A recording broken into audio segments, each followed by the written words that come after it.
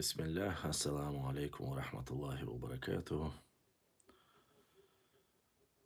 Добрый вечер, уважаемые братья и сестры. Дейлер маршал Хилшин. У нас пятница. Кто видит мои сообщения?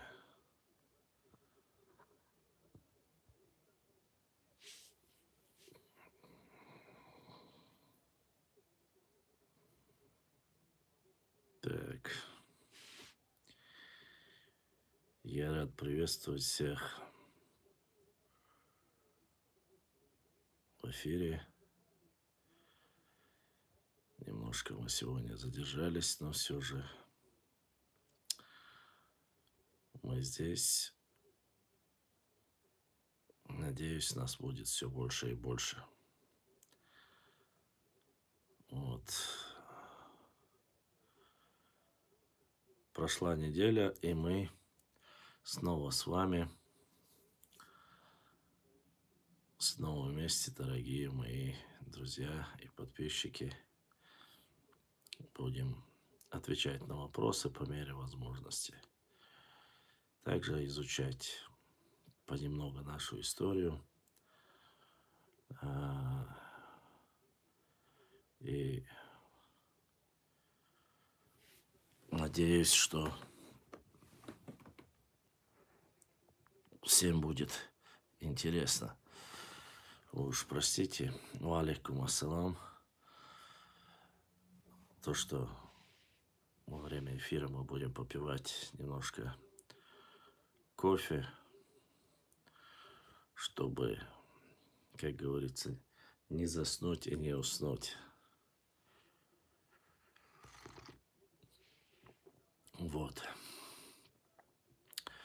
Ну, прошедшая неделя у нас была более насыщена с переписками, так сказать, некоторыми и нарнийцами, и представителями нашей молодежи. Вот, отвечали на разные вопросы, начиная с Байсангура Биноевского, вопросы были.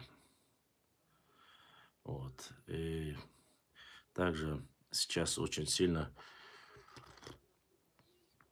участились наши нарнийцы с Востока. Вот, алейкум ассалам. Начали активно закидывать фейки. Особенно сильно им нравятся фейки, которые мы давно уже и разоблачили, и знаем. Сказки Лаудаева, царского офицера, а также трактовка небольшого текста пошла из забылка под каток попала. Возможно.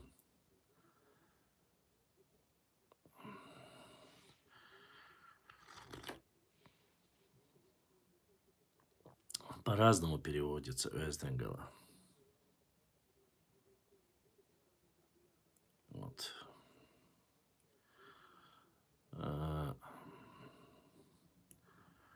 Вот.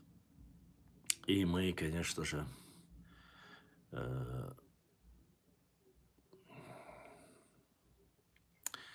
как-то мы переводили это слово, кажется, культура перевели на русский язык. Более достоверно считается культура. Но Эстенгела чеченская культура. Вот считается. Вот потому что он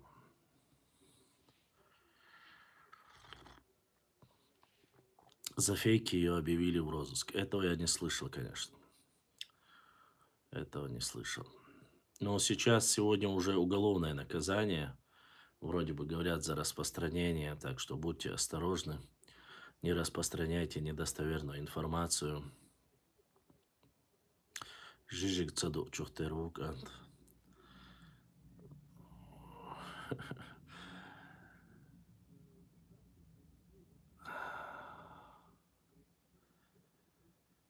Давай, диез.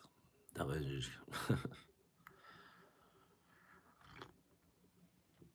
Наказание за распространение фейковых новостей будет все сильнее и сильнее, поэтому будьте осторожны, не распространяйте недостоверную информацию. Вот. Ну, думаю, вы, как и я, смотрите средства массовой информации, наблюдаете, что не стоит делать. Башламу, мегш.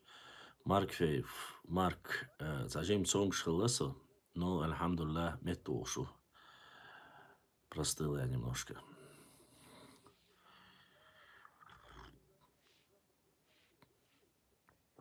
Слышал, что Абу Кавказ и Белокиев говорили про Совет Тайпов, что они... Дело, честно сказать, я не смотрю ни этого, ни другого, мне дела нету. Что они там говорят про своих, как они прикрывают, не прикрывают, мне дела нету, честно сказать. Это их личные проблемы, это их дело. Я больше занимаюсь нашей историей. И нам нужно заниматься непосредственно только своим. Вот с братом нашим Адыгом Асланом хотим замутить тоже проект. Посмотрим на взаимодействие. Башлам нагга халюс чхил ассалам далир ва алейкум ассалам расул. Возбудили уголовное дело. Ага, на ингушскую журналу Изабеллу Евлоеву возбудили уголовное дело по статье фейках про российскую армию. Причастны стали посты в телеграм-канале. Сейчас с этим нужно быть осторожнее вообще. Поэтому я вообще военной тематики избегаю. Мне она не нужна. Хотя всяческим образом провокаторы пытались нас втянуть в это дело. Но мы лучше будем изучать свою историю. Вот, это важно. Так вот, наш брат непосредственно Аслан, совместно мы хотим посмотреть сейчас, он скинул мне некоторые документы о взаимодействии Бейбулата Таймиева с нашими братьями-адыгами. Вот. Поэтому, думаю, мы все больше и больше будем находить новые материалы о взаимодействии. Не только с братьями-адыгами, но с любыми, кто из желающих. Тут все не скидывается. Бах, Мэри Фера. Ва алейкум ассаламу рахматуллахи ва баракатуху. Я смотрел ролик, как из...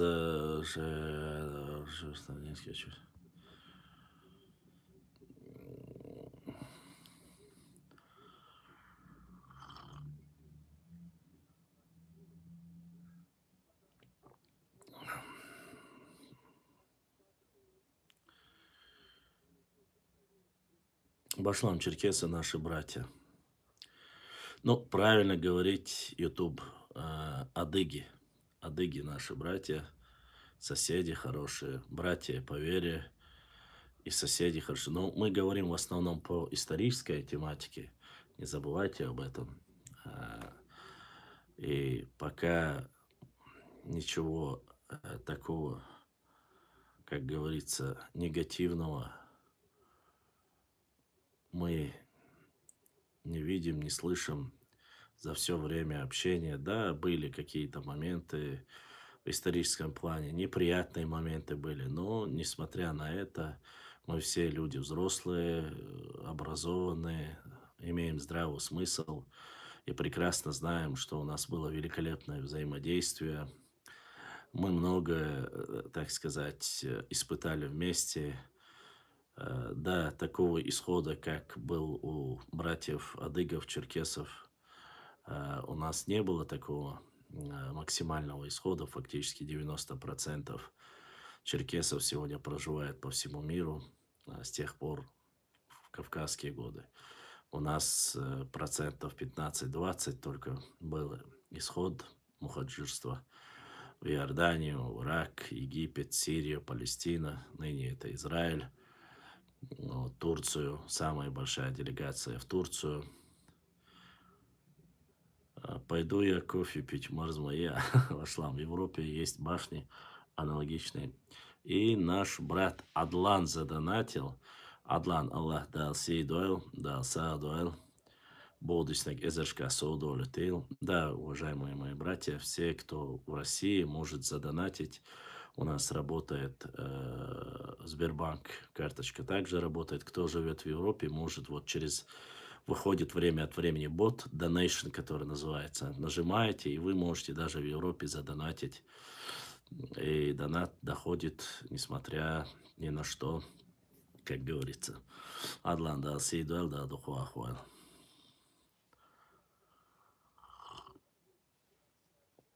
Давно в эфире? Нет, я буквально минут, наверное, 20 в эфире мы.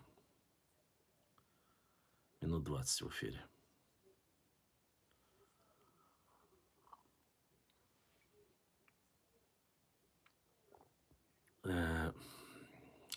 Ну, мне подсказали, как можно делать посты в Ютубе, те же самые, как мы делали в Инстаграм. Их мы тоже будем публиковать и сюда. Не больше, не... Почему ингушей тут блокируют? Где тут? Не знаю, о чем ты говоришь. Здесь никого не блокируют. Здесь блокируют, как и везде, только за мат оскорблением. Но в чего, алейкум ассалам.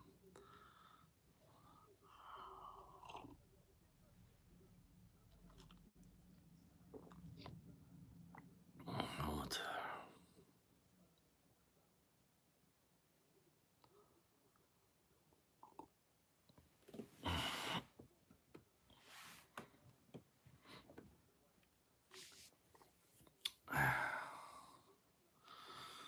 Вот. Ситуация такая. Башлам, ассалам алейкум, мокшал, мою. Ва алейкум ассалам, валет. Тажим цонг шелерса, ну, альхамдулиллах, потихоньку восстанавливаемся. Вот. Ассалам алейкум, санхами, бусул бижри. Аллах дал беркати болдуай.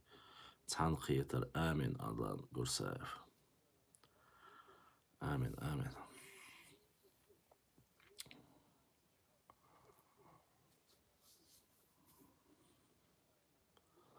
Понемногу будем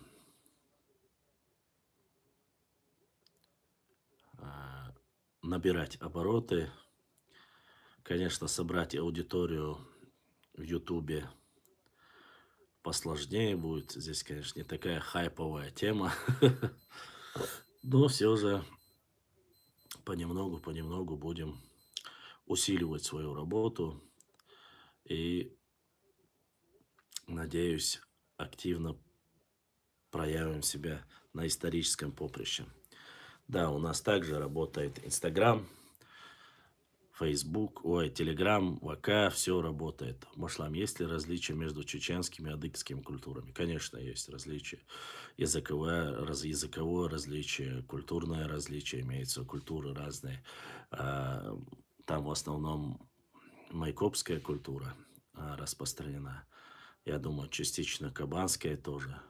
Вот. А у нас и майкопская, и кабанская, и каякена-харачоевская. У нас сразу и кура-аракская. То есть на нашей территории это вот прямо стык 5 культур как минимум. Вот. Ну, про кабанскую культуру. Ну, про каждую культуру у нас у меня есть материал, но просто я боюсь, когда я зачитываю, определенное количество людей начинает говорить там на свою тематику, которые интересно только им. Аккаунт Руслана Оздоева заблокировали из-за того, что он сказал, что ингуши и чеченцы войнахи. Я не знаю, кто такой Русланбек и так далее. О чем ты говоришь, я не знаю. Башлам, интересно послушать, как ты зачитываешь нашу историю по книге. Гушвацхо. Россия. Great Groot. Мне придется тебя заблокировать.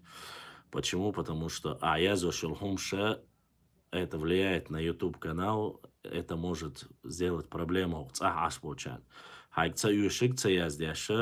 Тем более, Great Groot.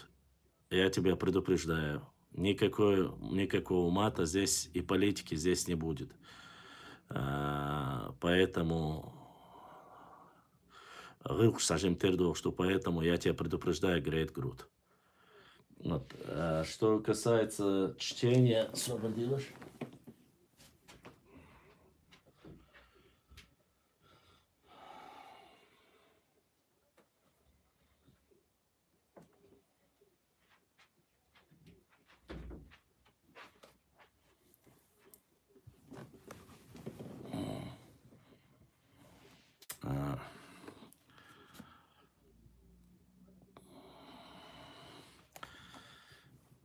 Послушайте, уважаемые друзья, есть какие-то нормы поведения, и мы должны знать, как вести. Давайте, допустим, сегодня я зачитаю, какие археологическая культура находится на нашей территории. Вот непосредственно, раз мы затронулись, алейкум ассалам, о наших братьях-адыгах, я бы хотел немножко зачитать о майкопской культуре.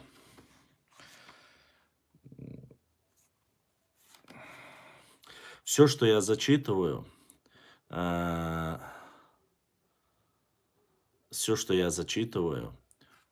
хочу, чтобы вы знали, оно не такое уж и большие, как мы знаем, материалы, коротко, но доходчиво, и по этим вопросам вы можете задавать вопросы. Стрим только на YouTube, да, пока идет стрим только на YouTube. Провели непосредственно опрос, алейкум ассалам, Аюб, провели опрос, по опросу большинство респондентов сказали, что лучше проводить прямые эфиры через YouTube. Проще задавать вопросы и как бы соблюдать. И, само собой, делать поддержку, донатить, поддерживать наш канал. Все это проще делать через YouTube канал. И плюс нам нужно поднимать свою аудиторию через платформу YouTube. Это не обозначает, что у нас не будет в Телеграме. В Телеграме, когда мы получим запрос с кем-нибудь провести совместный эфир, наверное, один из 3 дней, пятница, суббота, воскресенье или пятницу мы будем делать через Telegram непосредственно канал. Так вот, одна из археологических культур, которые есть на территории нашей Родины, это майкопская культура. Я хочу, чтобы вы немножко послушали. Это очень важно, нужно. И все, само собой, в основном касается нашей Родины. Нам это очень важно и нужно знать вам для общего развития. Вот поэтому всем нам, жаль, больше не услышим Черту и Рамзана. Почему не услышим? Вы можете, Черту, Рамзан есть в Телеграме. Вы можете их точно так же им написать через Инстаграм, кто в Европе есть. Пускай они подключаются к YouTube. YouTube у них тоже есть. И не проблема зайти в YouTube. Вот, майкопская культура. Она была распространена в раннебронзовую эпоху на Северном Кавказе. 3-е тысячелетие до нашей эры. От Таманского полуострова на северо-западе, включала Чечню на юго-востоке и доходила порой до района Дербента. Продукцию гончарного дела периода майкопской культуры широко представлена представленная в Чечне, имеет следующие особенности. Например, сосуды украшались орнаментом в виде рельефов, концентрических кругов или налепных шишек жемчужин. Эта керамика по своей форме и орнаментации очень близка, с одной стороны, глиняным сосудам из памятников куро-аракской культуры, с другой – майкопской. Часть этой керамики, как доказано специальным исследованием, изготовлена с помощью примитивного гончарного круга. Значение этого факта трудно переоценить, ибо до сих пор ни в одной области Европы, а также в Закавказье не зафиксированы случаи использования гончарного круга в третьем тысячелетии до нашей эры.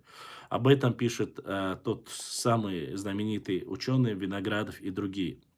О высоком уровне хозяйственного, культурного развития населения Чечни в третьем тысячелетии вы послушайте время, дату послушайте, чтобы было особенно имеет важное значение.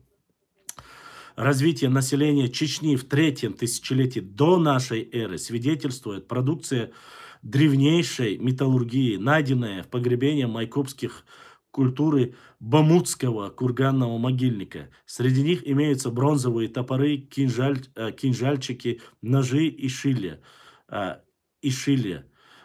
Тесла и вилообразные орудия в виде крюка, котлы и другие предметы. Все они характерны для майкопской культуры. Специальное изучение этих предметов путем спектрального анализа показало, что они изготовлены из мышьяковистой, а частично медно-никелевой бронзы. Известно, что на Северном Кавказе, в частности, на территории Чечни, имеются залежи медных руд. Но это в горной нашей части, мы как раз об этом говорили, в Итумкалинском, Шатойском районе, это особенно, и в Галанчужском районе, если я не ошибаюсь. Но в основном это Итумкалинский, валикум ассалам, это Итумкалинский и Шатойский район. Залежи меди, где обнаружены очень немалых количествах. Среди них имеется специально изучив, все они характерны майкопской культуры, здесь знаете, все бронзы. Изготовлены частично медно-никелевой бронзы. Известно, что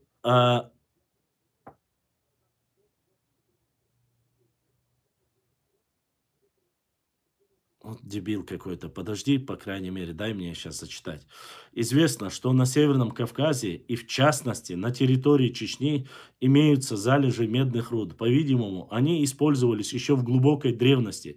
Формы металлических предметов в майкопской культуре довольно специфичны и за пределами Северного Кавказа встречаются крайне редко. Это убедительно доказывает, что они обрабатывались на месте. Судя по таким находкам, как клепанные из листовой бронзы котлы, найденные в бамутских курганах и в районах нашего Галанчожского района Чечни, можно сделать вывод, что металлообработка в эпоху ранней бронзы достигала значительных успехов.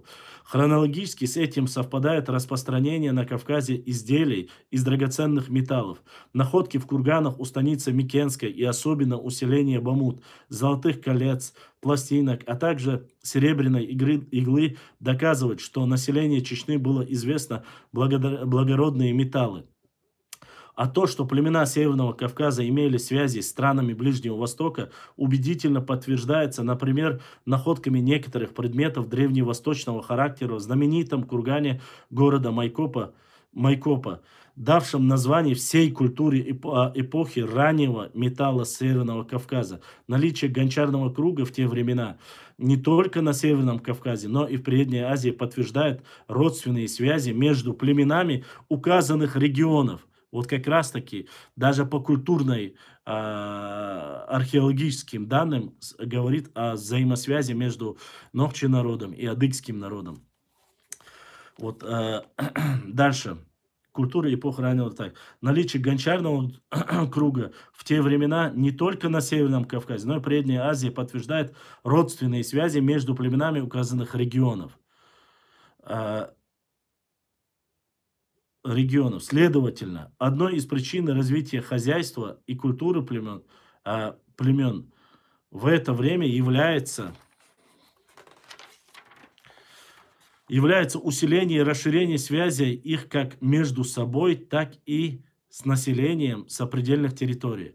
Отмеченные высшие факты, свидетельствующие близости памятников Чечни, культуры данной эпохи Закавказья и Северного Кавказа, говорит о тесном взаимодействии местного населения с носителями куро-аракской, майкопских культур, которые, в свою очередь, были связаны с цивилизациями Предней и Малой Азии.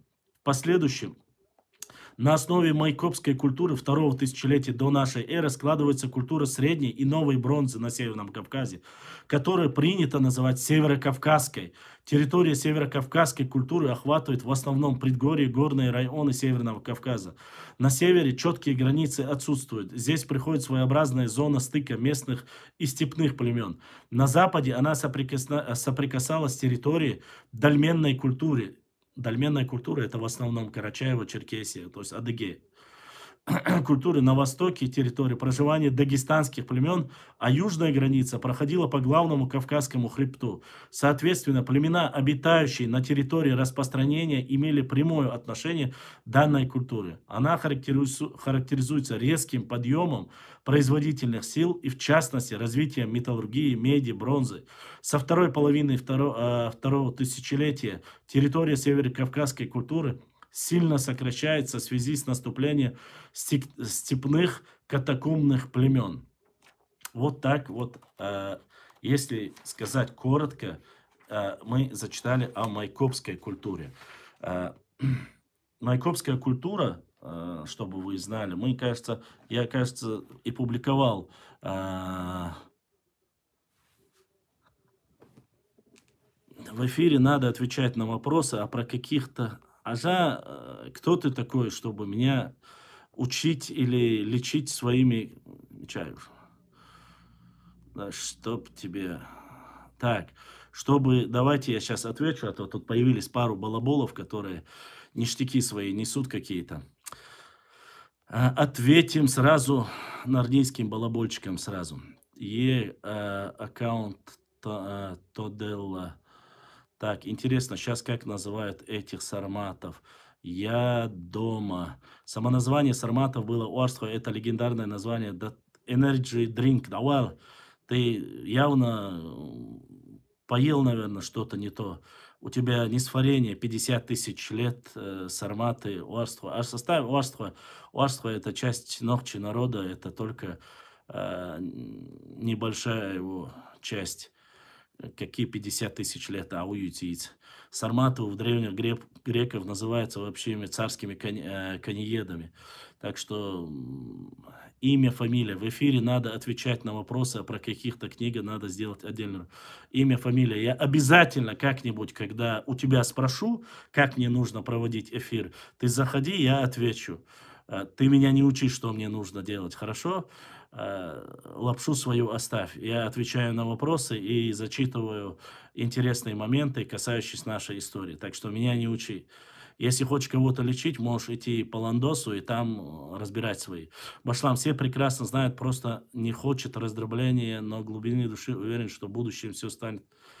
Я прекрасно много что знаю, но то, что ты говоришь, это, конечно, такая ерунда, конечно. Еще надо поискать. Ладно. Еще надо делать так, как считает хозяин канала. Уважаемые мои друзья, слушайте. У нас есть самый интересный момент, который мы знаем непосредственно по культурам. Все 5 культур, вот, которые даже относятся к северокавказским, мы говорим о майкопской культуре. Это, они говорят, очень сильное взаимодействие было между народами, носителями этих культур. То есть майкопская культура, кабанская культура, каякено-харачевская культура, куро-аракская культура, они все взаимодействовали между собой. То есть и они показывают, что на этом уровне они являются близкородственными, исходя из этих археологических находок. Опять же, мы видим, майкопская культура, здесь затрагивается и Микенская, это за территорией, там, допустим, Наурского, Тереком это. На территории Чечни, начиная от Бамута и восточные части находили, и еще в советские времена находили, и карта поэтому размещена именно таким образом, находили захоронения и археологические принадлежности, относящиеся к майкопской культуре.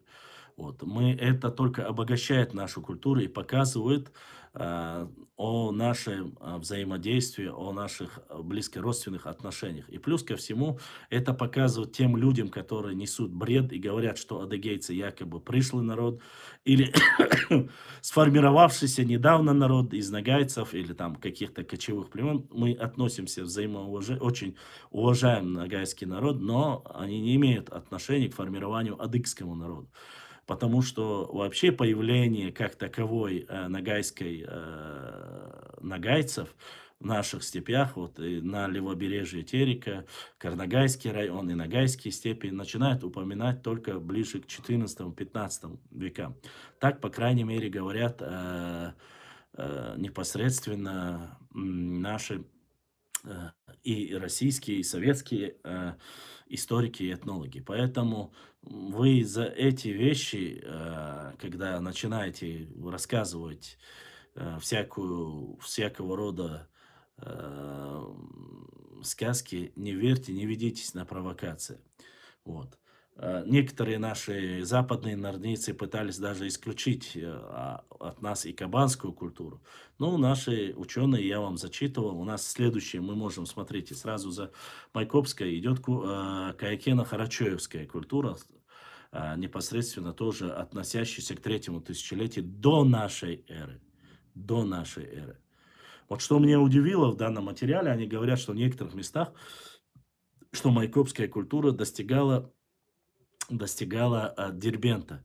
Ну, если она достигала Дербента, получается, что огромная территория, включая всю практически часть и нашей центральная часть, даже нашей территории, но чуть-чуть, входила в культурное непосредственно взаимодействие с майкопской культурой. Вот. Ну, смотрите. Ну, давайте, раз пошла такая пьянка, немножко зачитаю о каякенско-харачоевской культуре. Ва алейкум ассалам. Начиная со второй половины, башлам, Инстаграм и Ютуб не удалят. Инстаграм, Facebook, они все работают, но они не удалили, просто там лайкать нельзя, какие-то финансовые проводить нельзя, если вы там какие-то там историю, там какие-то полезные, там, не знаю, машины, туризм, вот за это не банят, ничего не делают, насколько я знаю, по крайней мере, адвокаты говорят так. Но я в основном YouTube не относится, мы ничем противозаконным не занимаемся. Вот. Башлам, нордийцы говорят, что Нахчиматяне было написано армянами позже и по ошибке, и что там имелось в виду Яксаматы. Что скажешь на это? Ну, ты сам ответил. Ну, кому верить? Кому верить? Сами подумайте. Нордийцам, которые рассказывали о том, что они там 50 тысяч лет на динозаврах ездили там, и так далее и тому подобное. Рассказывали про Йети, и так далее, и так далее. Ну, вам самим не смешно? По крайней мере, я понимаю, я не утверждаю, что все армянство, но армяне тоже взяли откуда-то этот материал. И там ссылаются и на грузинский материал, и на греческий материал. Яксаматами якобы называли, и кому-то другому. Как вы можете верить нордийцам? Как вы можете верить нордийцам, которым максимум сами от горшка 2 вершка?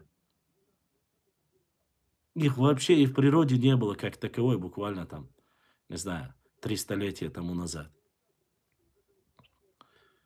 Поэтому они приводят источники. Какие источники? Там эти источники, которые приводили, что якобы они имеют Яксаматов и так далее, Расул Альдиев. Я видел эти источники. Это Волкова, кажется, утверждала это. И то одна Волкова. Все грузинские ученые не опровергают этого. Греческие ученые не опровергают этого. Российские ученые, многие там, кроме там одного человека, который высказал свою идею, не опровергают этого. Вахушти Багратионович тоже был сказочником, как считаешь?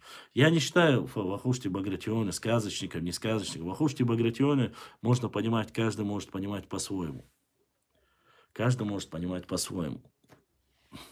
Вот. Но в конце концов в Ахуште-Багратионе в лик святых и похоронен где-то в Москве, кажется, его похоронили. Вот. Он знал географию, историю определенного периода. Периода имеется в виду местности. Никакой не в Ахуште-Багратионе никто не может знать, описать жизнедеятельность Центрального Кавказа. Откуда вы?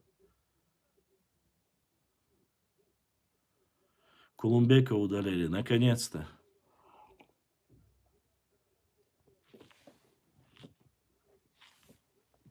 Что же будут делать норнийцы теперь без своего Кулумбека-швили? Ассалам алейкум. Башлам, ты не на тот неделе читал про Дзурзуков. Что за книга? Покажи, Султан Нохчи. Это древняя история чеченцев Нохчи. Первое тысячелетие до нашей эры. Если я не ошибаюсь. Вот эта книга.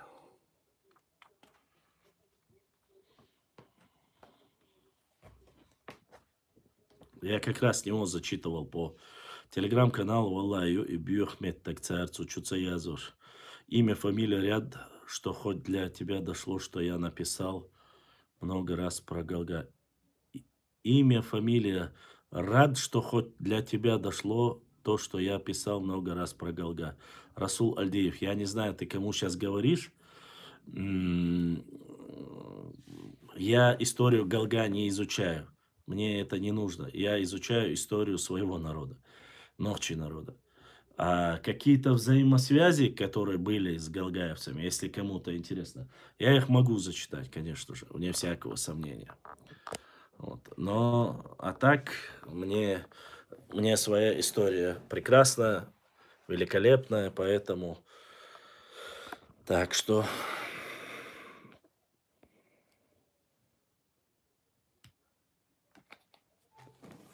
Так, я говорю, это имя, фамилия, ник есть такой. А, я думал, ты мне говоришь.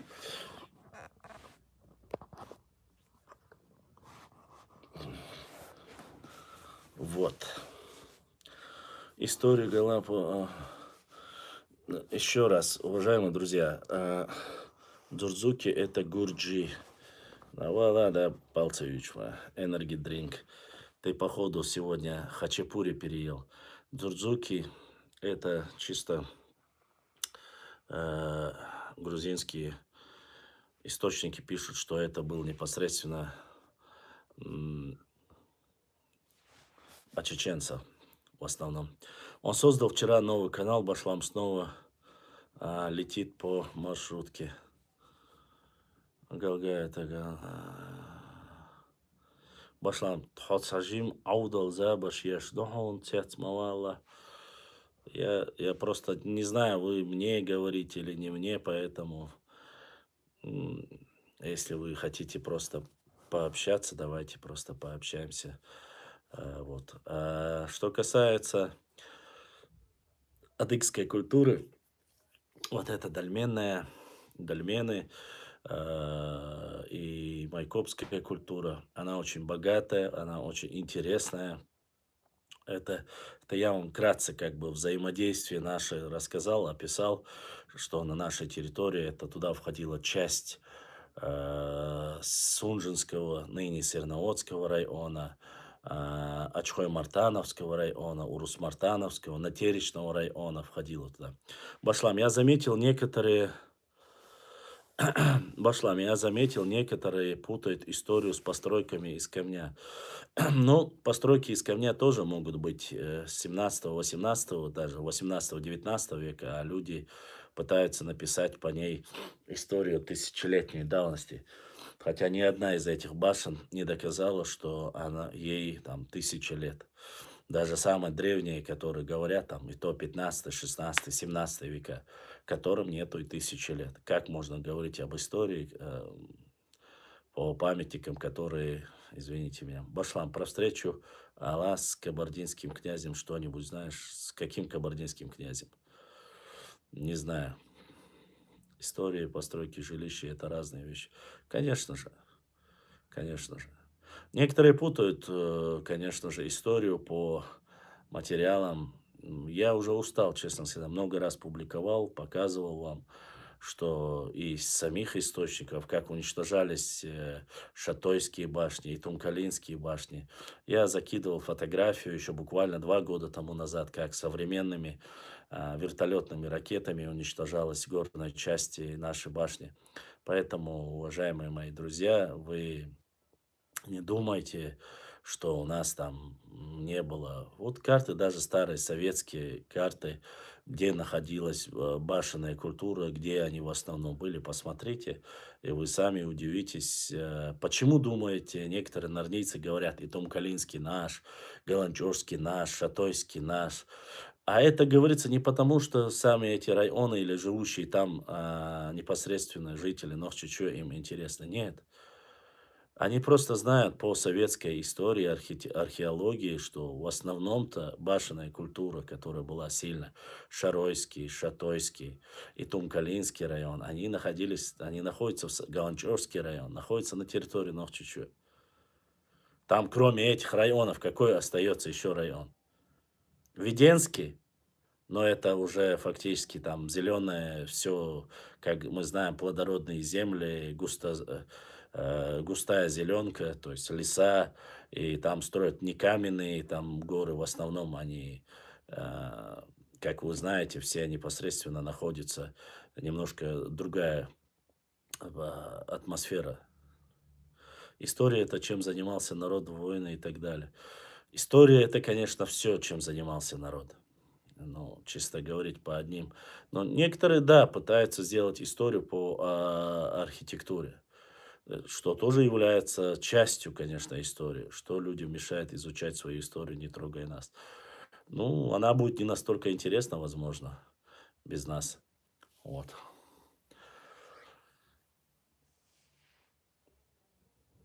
Ну и Хлоя Башлам R1. Нет, не слышал такого. Нет, не Хлоя J2 я слышал. Но сейчас вы с этим вопросом надо вам обратиться по Хрудину. Я по ДНК не сильно знаю, может у кого-то там у одного, двух, может, но в основном ни Хлоя, ни R1A, насколько я знаю. Видел ролик на канале Салавдей Чеченец, это Минкайл Резаев, в Москве, или Ингуша, потом Грешник сказал, кто по нации. Я этот ролик видел 4 года тому назад, это сказка, это блеф, это нарнийская выдумка. Башлам у чеченцев ровно 9 тухумов или еще больше. 9. Без нас ее истории вообще не будет. Одна сплошная фуфта. Постройки, постройка это очень малая часть истории, да. Но все же, нет, я имею в виду только, это все-таки часть истории. Сегодня отрицать о том, что она не входит в историю, нельзя, неправильно. Вот.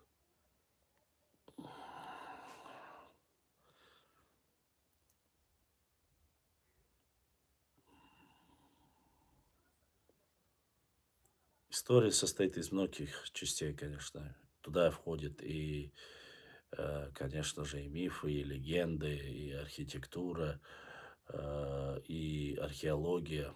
Башлам, автор кто? Автор чего кто? Автор один из норнийцев соседнего региона. Это который говорил, 500 норнийцев хватит, чтобы миллион чеченцев против миллиона чеченцев. Это вы же про этот ролик говорите? Этому ролику уже 3-4 года. Это как раз в начале, когда все началось, только эту тему поднимали. А сейчас это уже... Просто некоторые сейчас только начали интересоваться, а те, кто уже ранее изучал этот вопрос, мы с этим уже проходили через все это. Эти сказки, байки уже всем слышны, все знаем про них.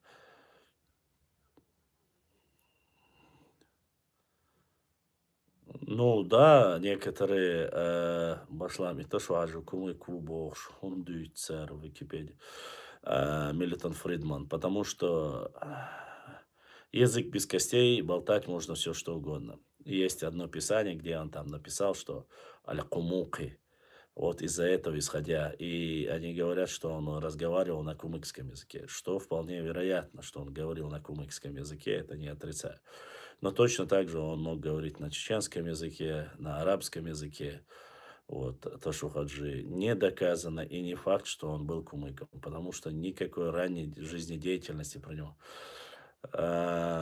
Академия наук Грузии, Институт истории и этнографии именно Джавахашвили, Российская академия наук, Институт этнологии и антропологии, Джамирзаев, Саламу Мирзакаевич. Вот. И там целая редколлекция огромная. Это в основном все грузинские источники, то есть доктора исторических наук. Меликашвили, Георгадзе, Пхицелаури, Гасвиани, Чирилашвили, Ар- Аратюнов, Терпетросян, Чешко и Джамирзаев. Там ряд, там целая коллегия докторов исторических наук. Вот, они все написали, рецензию выдали. Я не успел прочитать, что там один дома или кто-то написал.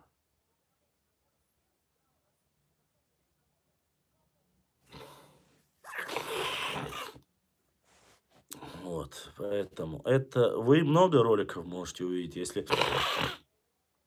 они много чего рассказывали, вплоть до того, что там вырезки из какого-то высказывания терского казака, который рассказывал, что были куначества, были с чеченцами родственные отношения. Были, никто не отрицает, были отношения. Но какие отношения? Потому что наши ногчи воровали терских казачек, женились на них. Не все, конечно, но частично. Из-за этого появлялось родство, так называемое родство. А к родству, конечно, как относится, мы знаем. Вот это было. Хазела, едина, вот и все, вот и родство. Вот поэтому, если нападают, поэтому надо смотреть, надо проверять. Ряд фейков. Вот, что касается, все скидывали насчет Натаева тоже. Ну, я встречался с ним, разговаривал с ним. Да, конечно, есть моменты, которые он там неправильно. Башлам, ты Еснакаев Арби знаешь историка? Нет, не знаю Еснакаев Арби. Такого историка я не знаю. А, Вот. И что мы видим из этого? А, Выдернутые из контекста единичные случаи, которые фиксируются этнографами, не нужно его дублировать на весь народ. Это не обозначает, что весь народ таков. На сегодняшний день есть видеоролики, грубо говоря, там женился там кто-то на негритянке. Мы можем после этого утверждать, что вы там, извините, афроамериканская раса или там нечистокровная. Вот, грубо говоря. Мы можем это говорить? Или же, если есть какие-то браки, допустим, с нашими соседями-осетинами, мы можем говорить, что вы все там осетинились. Или с кабардинцами, окабардинились. Нет, конечно. Это единичный случай, это каждый человек выбирает, как говорится, женился. У нас патриархальное общество. Патриархальное общество под собой подразумевает, на ком бы ни женился чеченец, его потомство, они являются чеченцами. Поэтому нести бред не нужно. С Лаудаевым чуть сложновато. Мы разбирали этот момент с Лаудаевым. Мы знаем, что он был царский офицер. Мы знаем, что он был в опале. Мы знаем прекрасно, что я разговаривал со всеми и с Академией науки, со всеми. Он не был ни историком, ни этнографом. И фактически как таковой не был ни исследователем. Он якобы собрал материалы, что его, кстати, у них родственный, кто-то из родственников остался до сих пор. Они утверждают, что материал, который сегодня трактуется от Лаудаева, даже не является оригиналом. До сих пор ни Тбилиси, ни Санкт-Петербург не предоставил оригинальные записи Лаудаева, на которые можно было ссылаться и говорить однозначно, что это его материал. Нет, Живой тоже не Р1А. Я вам говорю, если кто-то аноним, ты где-то что-то увидел, это не обозначает. Живой это чистый Экки. У Экки L3. Телеги чуахцахол эфир. Телеги чуахол эфир.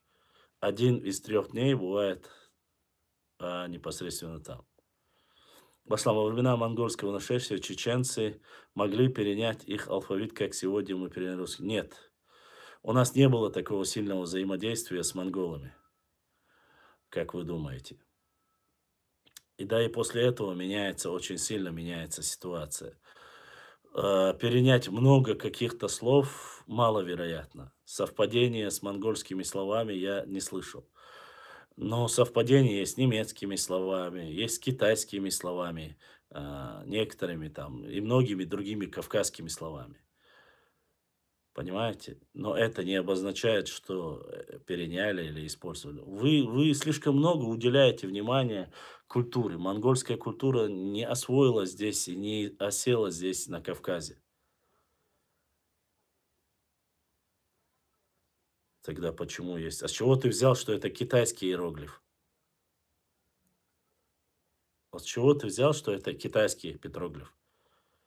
Не иероглиф, а петроглиф даже. С чего? Баслам, вот это злой Изя показывал карту Вахушти Багратионе с грузинского за 4 места народов Чечен, Кисти, Дзурзуков. Уважаемые мои друзья, это карта, которую первую всунул и показал. Не оригинал даже, никто не может показать еще оригинал карты, который Красный Горшок притащил. Он дал ее ингушам. Ингуши начали его везде закидывать, что надо чисто по Вахушти Багратионе, потому что там Чечен находится в нижней части реки Аргун. Кисты находятся сверху, Глигвы, Кисты, Глигвы, Дзурдзуги, Чечен, все по отдельности написаны. Почему? Потому что этот человек просто-напросто не знал. Он не был сам здесь, он не изучал этой всей картины и не знал. До сих пор люди до 70-е, 60-е, 50-е, 80-е годы 20 века не знали, что кистинцы это чистые ногчи, которые проживают в Панкийском ущелье. И только в 90-х годах начали уже, когда 99,9 все панкийские, кистинские слова, то же самое, что с чеченцами, они поняли и начали уже доказывать, показывать, что это один народ. Они даже этого не знали. Многие не знали этого. Но называют их кистинцами до сих пор. По сути, они не кистинцы. Это не петроглиф. Это не петроглиф и не иероглиф. Адуква, китайский. Я не ошибаюсь. Это символ человека, который указывается. Он не китайский. Хотя китайская история древняя тоже. Этим петроглифам по 5000 лет, по 3500 лет. И они есть, те же самые петроглифы, это относящиеся к индоарийской культуре. Они есть у нас в горах, они есть в Индии, они есть в Китае, они есть в некоторых местах в горной части Персии, Афганистана. Но это не обозначает, что они есть в Северной Америке, они есть в Южной Америке. Но это же не обозначает, что оно принадлежит кому-то. Вот. Но почему-то Глигвы, Дзурдзуки и кистинцы для них это одно обозначение Галгая. Да, оно одно обозначение. Почему? Потому что Дзурдзуки и кистинцы вообще-то это древнее название. Если они присобачат его к себе, Чечен, мы все знаем, что Чечен название, оно не является древним. А им нужно древность забрать себе, а вот новое название оставить и все. Злой Изя Украине, дамца, керченты, жгуш маяци, газ, не знаю. Пошлам, абхазы когда-нибудь в своей истории воевали против русских?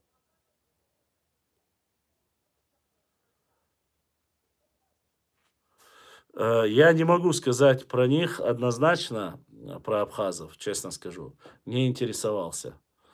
Башлам, вот эти петроглифы, как у нас, у нас можно встретить и кельтских культур. Конечно, у древних культур они есть, и все знают это. Тот, кто занимается семантикой, можете посмотреть. На китайском и означает это символ. Но вот еще раз тебе повторю. Еще раз тебе, Расул Альдиев, повторяю.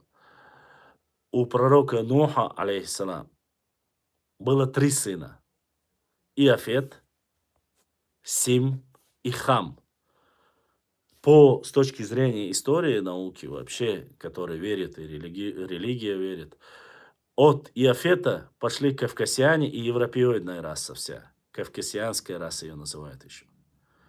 От Хама пошли монголоидная раса. Китайцы, монголы, японы, все, ну, у кого разрез глаз другой.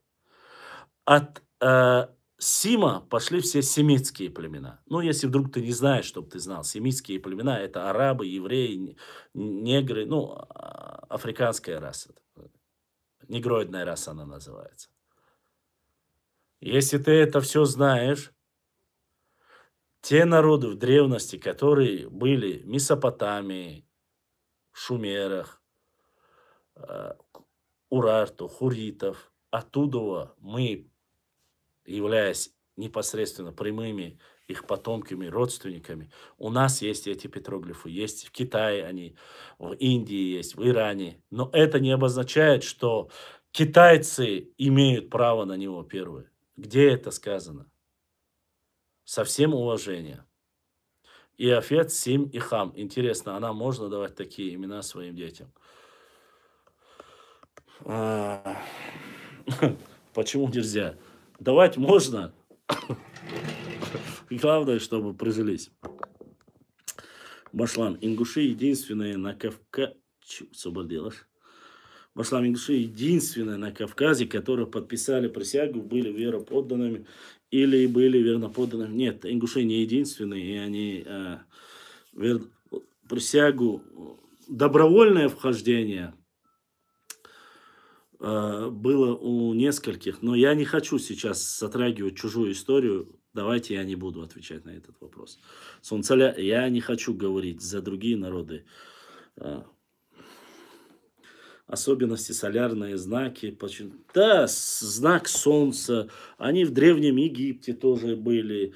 Знак вечности. Ну, АВВ. У Ноха был 4-й сын, это Нарно. Я не знаю, был у него 4-й сын, но считается, я разговаривал с знающими историями арабистами, они говорят, что он не поднялся на корабль пророка Ноха, алейхиссалам. Поэтому 3 сына считается, что от них пошел весь человеческий род. Башлам, это иероглиф на китайском означает великий и большой.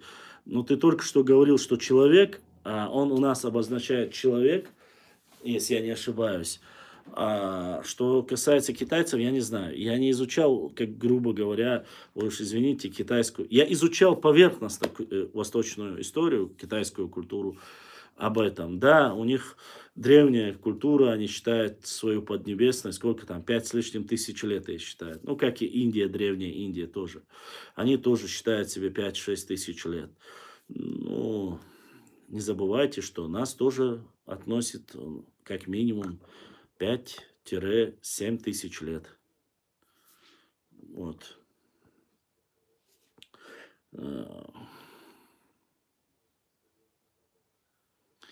Ибраим ДРС Хайлон, за то, что пытаешься как-то реанимировать, пытаешься подтянуть людей, которые бы могли донатить и помогать нашему каналу.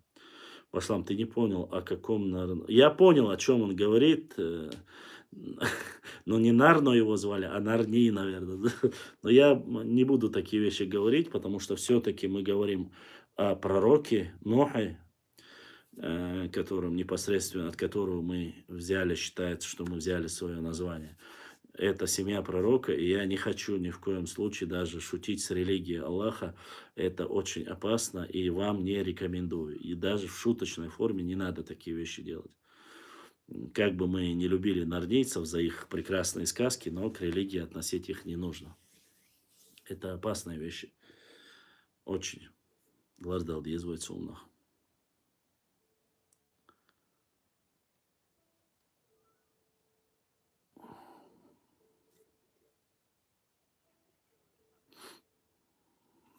Вот.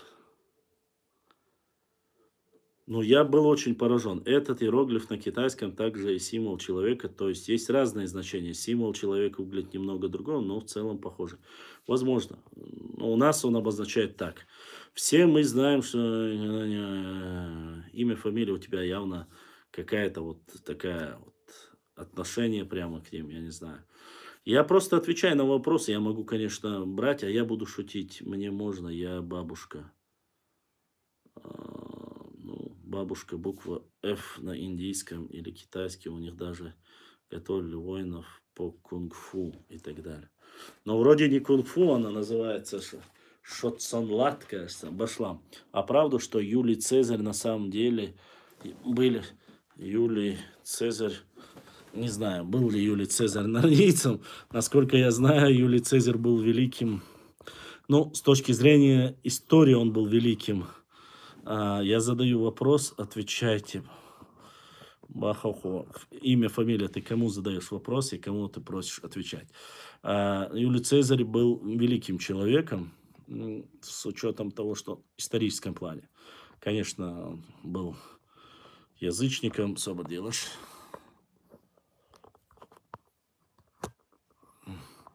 В этом плане, Башлам, как считаешь, вот это копное право древних славян и наш Мехкел, были ли они схожи между собой? Не думаю, что они были схожи. А если бы были бы схожи, они бы нам бы сказали. Имеется в виду, сравнили бы наши истории. Ты бы, это чистая правда, не веришь, они тебе это докажут. Сегодня уже активные подписчики, я смотрю вопросы. Не забывайте лайкать, ставить лайки на наш канал, на наш эфир, чтобы продвигать. Подождите сейчас. Хотя... Нет, это не донейшн. Это задонатили, думаю. Имя, фамилия. Онохчевуй.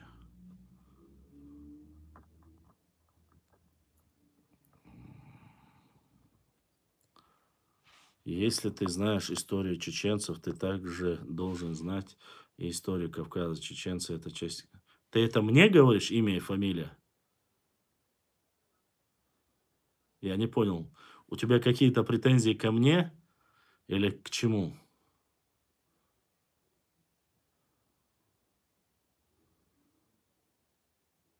Вот имя и фамилия. Ты мне этот вопрос задал, скажи. То есть я тебе должен сейчас в прямом эфире, который я сохраняю, должен тебе сказать, вот эти подписали договор о вхождении в Россию, добровольное вхождение. Вот я тебе должен ответить, да? Я историю прекрасно знаю, но я тебе ничего не обязан озвучивать. Если ты настолько историк, ты можешь спросить, прочитать, узнать и спросить меня, так ли это? Я тебе отвечу, так или нет. А так заниматься разжиганием межнациональной розни я не собираюсь. Башлам, прочти. Башлам, как считаешь, что прочесть? Я зачитываю все, что доходит, Расул. Ничего не дошло. От тебя, по крайней мере.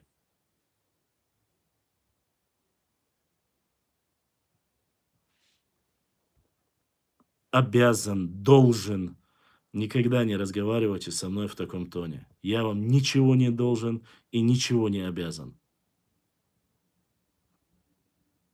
Понимаете? Я могу с вами делиться, общаться. Должен, обязан, я должен, обязан только Всевышнему Аллаху. Больше никому. Никто здесь мне не платит. Никто здесь меня не финансирует. И тем более никаких платных вопросов от тебя я не вижу здесь, чтобы говорить слово «должен». Ты явно, наверное, не знаешь ментальность Нохчи народа. Слово «должен» к чеченцу, к Нохчи никогда не применяй. Я не знаю, кто ты по национальности.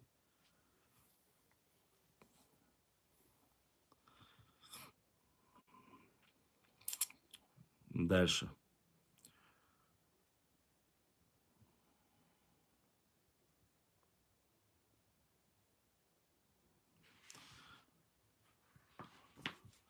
Нет, не нужно блокировать. Если человек не матерится, не надо блокировать.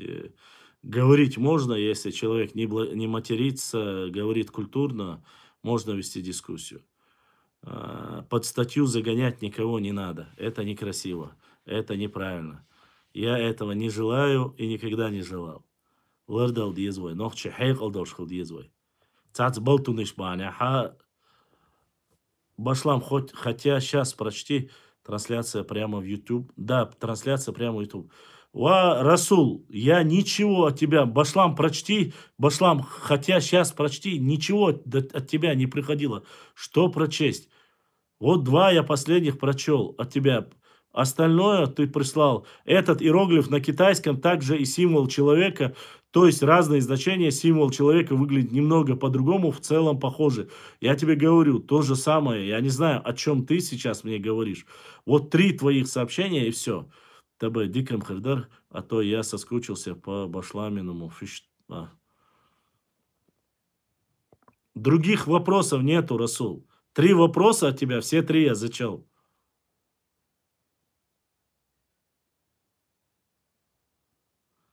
Гендерно. Расул Адиев, Хаубамат Юртаруи. Если бы чеченцы тогда, как ингуши, были бы верно подданными, то весь Кавказ с радостью упрекал бы нас в этом во всех эфирах. Ну, при чем тут это? Верно подданными, добровольно вошли, не добровольно. Ну, они вошли добровольно, мы не добровольно. Вот и все. Отбитейши, это их личное дело. Дел их я там бог, вей дож, иш бош. Все, оставьте это. Прекрасно, хорошо, что они, это они, мы, это мы. Все. Никого ни в чем не упрекаем, не говорим. Это дело каждого.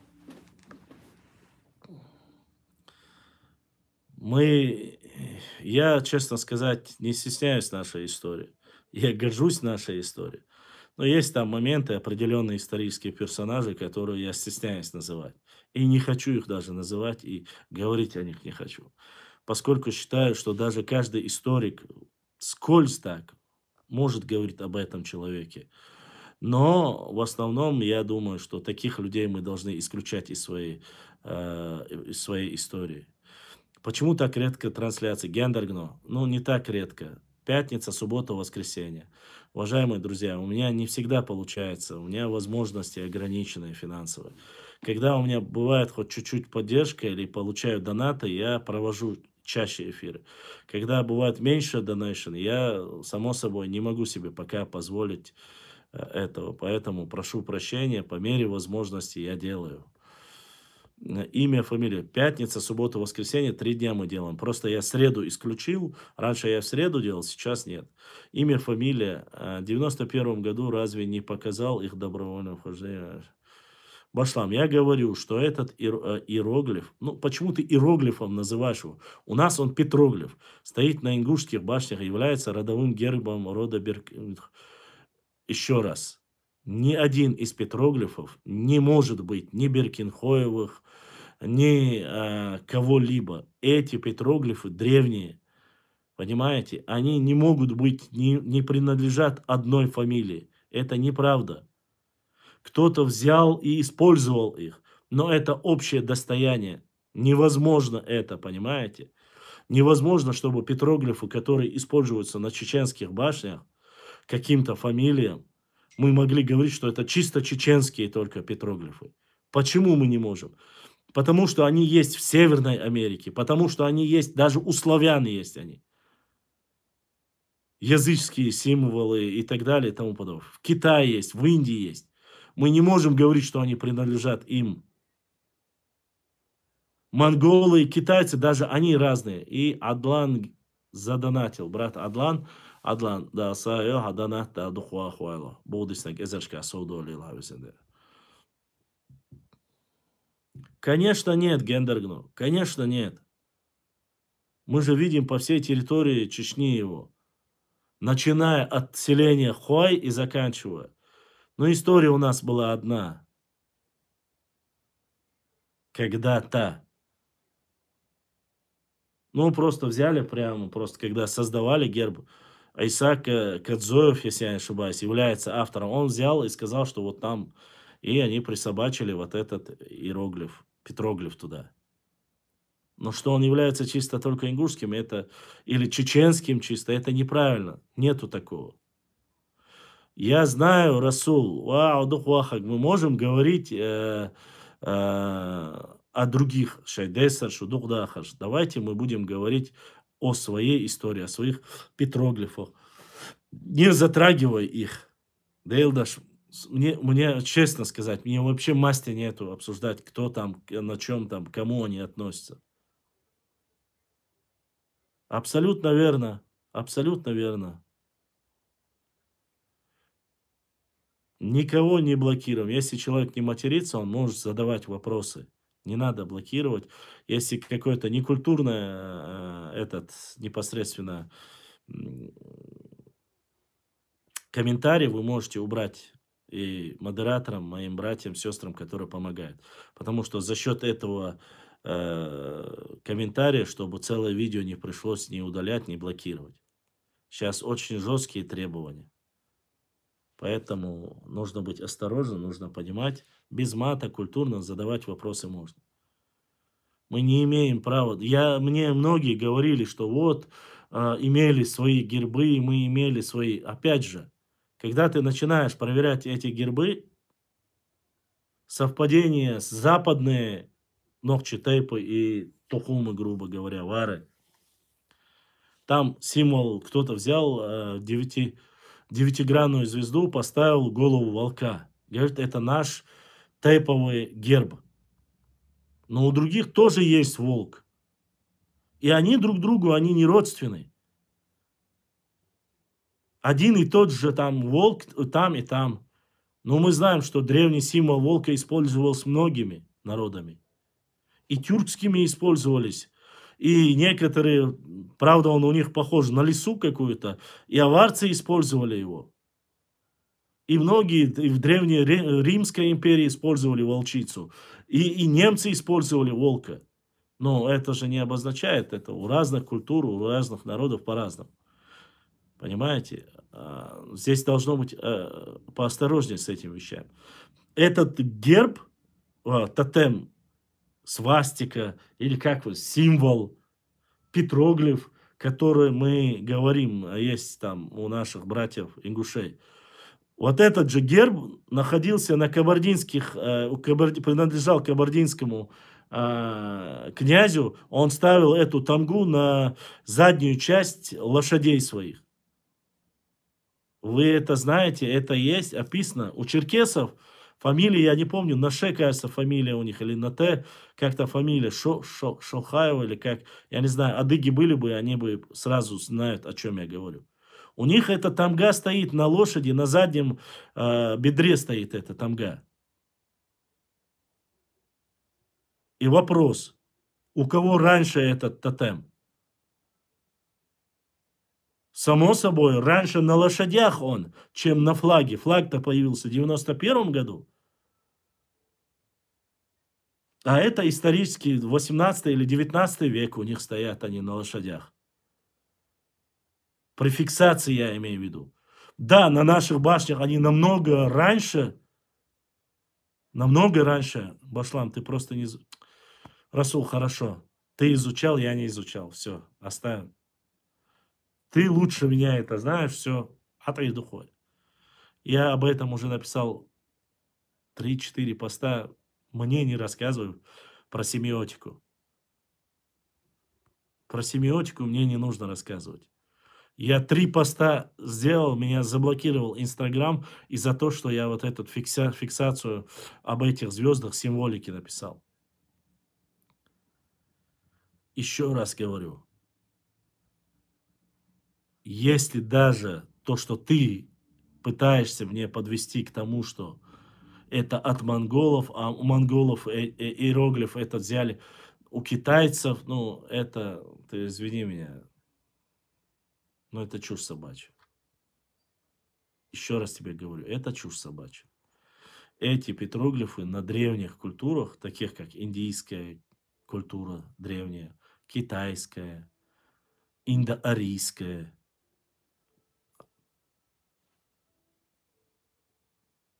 будь то там ближневосточная какая-то культура, цивилизация, они у них существовали, я тебе говорю. А ты мне говоришь, ты не изучала это. Я тебе, ты мне сегодня целый день про них хочешь рассказать, что ли? Вот здесь есть у Лечи Ильясова, я тебе могу взять книгу сейчас, открыть и посмотреть. Я тебе могу точно так же про эти иероглифы, символы. У меня есть картинки, просто Инстаграм их сразу блокирует и говорит, что ты там распространяешь символику фашизма. Четырехконечная, трехконечная. Эти иероглифы, которые ты говоришь, у нас есть на Хойской башне. Они есть в Шаройском районе. Они есть в Итумкалинском районе. Не только в Джейраховском, как ты утверждаешь. Они есть не только, они мне вот буквально 2 дня тому назад гендергноевцы скинули, нет, гуноевцы скинули, и говорят, что этот петроглиф относится к ним именно, что это их именно петроглиф, иероглиф, как ты утверждаешь. Почему, знаешь? Потому что они сфотографировали, нашли чурт, который там 18 или 19 века, то ли 18, гуноевца, на котором полностью выбито этот иероглиф, петроглиф, который ты говоришь. Чуть иначе выглядит, но это один в один. Я им объяснил, что нет, это древний символ, обозначающий человека. Возможно, там еще другие ученые могут сказать, что и другие то же самое могут сказать об этом петроглифе. Там могущественный, великий и так далее, что этот петроглиф обозначал. Не отрицаю. Возможно, трактовка его может быть по-разному. Но в основном человек, возможно, вождь, возможно, жрец. Там уже выбирай, что тебе угодно. Но вы поймите, я всего лишь человек. И все, что касается нашей истории, я пытаюсь изучать. Вот в чем проблема. Какой у нас собственный алфавит? У нас собственного алфавита, мы утеряли его. Мы в основном использовали всегда чужой. Грузинский, греческий, арабский, латинский, кириллица. Вот. Все вот 5, которые я тебе перечислил, которые мы использовали. Свой же у нас только устный. Есть разные версии, там, атагинская версия, другие там разные версии говорят, что это вот наш алфавит, этот наш алфавит. Нету никаких доказательств этого. Вопрос. Ты тоже оправдываешь то, что чеченцев насильно... ответ. Во-первых, тебе отвечаю. На этот вопрос я вообще, в принципе, не зачитываю даже до конца. Политику здесь я не обсуждаю. Вообще. Если тебе интересна история нашего народа, пожалуйста. Кавказская, древняя, там, вот эти периоды, символы, башни, культура. Не втягивай меня и людей, вот 66 человек, которые здесь находятся, не втягивай в политику. Нам не нужна ни политика, ни война. О, башлам, бита үш войнахах беш бувай бүйцош. Амма гейндалах тхомдас бяхки шуха бөлөш буи идирик دولنش توم حقا معلنك سن تن خربو Адлан Гурсаев, я не понял, о чем ты говоришь, причем тут это, Нохчи, им до теперь норницы здесь и сейчас хотят писать свою историю древней мудрой. Не знаю. Все, это. Джахар, ваша, кучуа цах аш Нохчи бу, тхай цах аш тут хо. Тхон питанца диез, тхон хор Нохчи дин виситля, тхон хор Нохчи мугш мершхлетля. وای موقع تالوش خزلوش وای دیه بشخلت سوندر قچوا اعتديش تخو политику ичтат وای истории ишт ихум штуич дуой қидадик тайп наш география адач ихум штуич дуой қидадолум сун цадиезонча. Думаю, это неправильно делать герб тайпа, используя петроглиф, найденный на камне с могилу. Мы же не знаем, что он значит. Это вот об этом я и говорю, Вежре. Об этом я и говорю. Нужно быть осторожно. Используя языческие культовые какие-то петроглифы, сегодня это очень сложно. Очень осторожно нужно быть. Это времена джахилии. Это времена, когда не было ни ислама, не было ни христианства. Это очень опасные вещи. Особенно тот, кто знает, что обозначает семиотика. Наука о символах, знаках, петроглифах – это очень сложная тема. Их очень часто использовали жрецы. Оккультная тема, вот как раз-таки оккультизм при Адольфе Гитлере, вот они очень сильно использовали эту символику, свастики и все остальное. Они придавали огромное значение. Из-за этой политики новейшей истории, которая была сделана социал-националистической партией Адольфа Гитлера, сегодня мы не можем говорить о ней. Почему? Социальные сети в основном созданы кем? Ну, евреями, а само собой все, что ты начинаешь изучать, они сразу его отправляют как распространение фашизма и так далее и тому подобное. Башлам, хаккуай, старший, средний, пхамтуай, младший. Я тебе так скажу, хаккуай, пхамтуай, саттуай, вежрибу, средний, младший, это меня не волнует. Уж цен нохчибу, это чисто шатойский кластер, цен нохчибу, кун хуайбу. Церн, е церна, е нихлуайн, варандуайн, ваштруайн, тумсуайн, зумсуайн, Мержуайн, цхандейн цан, хум дац уж цен вай нохчи тайп нешту. Жими воккой средний был, что хумша, я вот такими это мухи, эрдушу говорили. Для меня все, что мой народ делит, оно недопустимо. Я не хочу это видеть. Ой, кам дажда еще штацой, ой, дик еще штацой. Цаму воку что доккейду, шу кегиду, тхатайб докду, шутайб жимду, и шадон хунце. Нохчеву, дехар бусул бавуш, нохчевуш, хаймахка ашвуш, хауи, вот это самое главное. Историю нужно изучать. Какие они были, может, мастера, специализация, геолокация их, место проживания, какие башни у них были, с кем они взаимодействовали, с кем они дружили, кого они, допустим, Батуко Панто, один из знаменитейших наибов имама Шамиля. Вот такой кунахал Батуко. До того борзхал их еще. Ой, нарт арстхуай, да, свой. Арстхуай – это только часть чеченского народа. Нерты, нерчсан ош. Есть такая у нас легенда, но не более.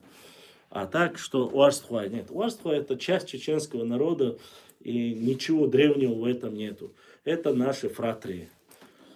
Как и Мелхи, как и Лам-Эхи и так далее и тому подобное. Ну, там по Уарстхуа есть разные версии. Некоторые считают их, что они были вот именно по этой гряде Черных гор военная каста, которая первая принимала в бою против степняков и так далее. Но это, опять же, только версия. Асламбек Шариков, Хасуха, Гаттой, Буош, Хазасу, но доказательства у меня нету, Вежри. Нету доказательств, врать не буду. Пичбуттарбач у нас, Эцуманхлят. Башлам, если даже напишешь в интернете великий перевод на китайский, сразу твоя... Расул, я не могу понять, что тебе дает этот петроглиф. Что ты конкретно хочешь от этого петроглифа?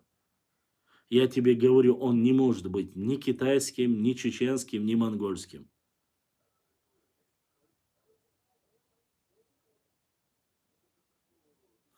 Сат той, гат той, пхам той, хаккой.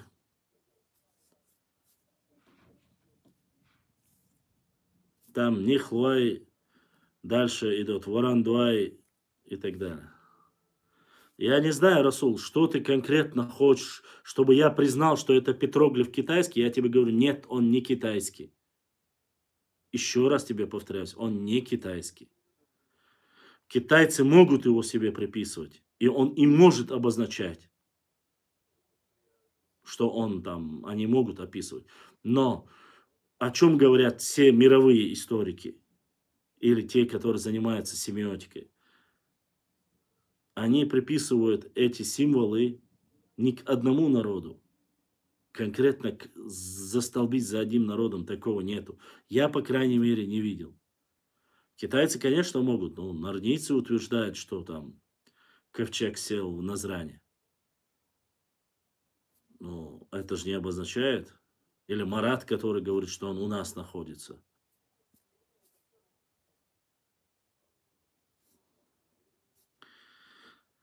Ладно, дальше. Если есть вопросы, давайте задавайте дальше, чтобы не крутиться. Книга у меня есть, но по книге сегодня я думаю, что вам уже дальше не так интересно.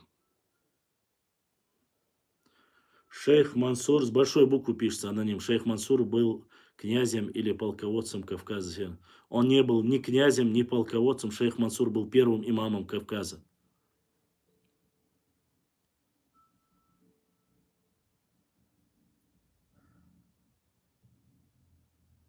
Он был предводителем кавказцев. У нас же есть одно место этими древними могилами с петроглифами на камнях. Забыл, это находилось на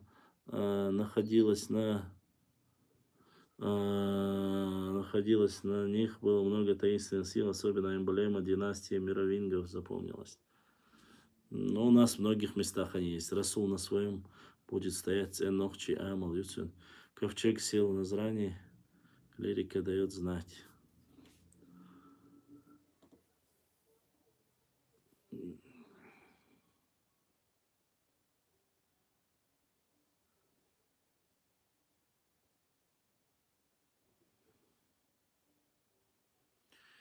Дальше. Уважаемые братья и сестры, не забывайте, что здесь находятся наши сестры, наши взрослые, поэтому нужно быть осторожнее тем, что пишете. Цогни ушели буй башлам сун юртю. Цогни это обозначает, что прямо в конце этого ущелья находилось. Цогунай это было село раньше. В основном считается, что основано хакоевцами, потому что они жили прямо у входа вот в это шатойское, вот, так сказать, ущелье, если его так, это от себя я говорю, не шатойское ущелье, но вот по Аргуну вверх. Цугуной она называлась определенное время, но не всегда. Хотя у нас название петроглифа, точнее название местности по чисто чеченской традиции. Допустим, Кайнхи. Сегодня Сюйлю взяли, говорят, что это Кенхи. Нет, это Кайнхи, Белая речка. Ясси, ну, и так далее, и так далее.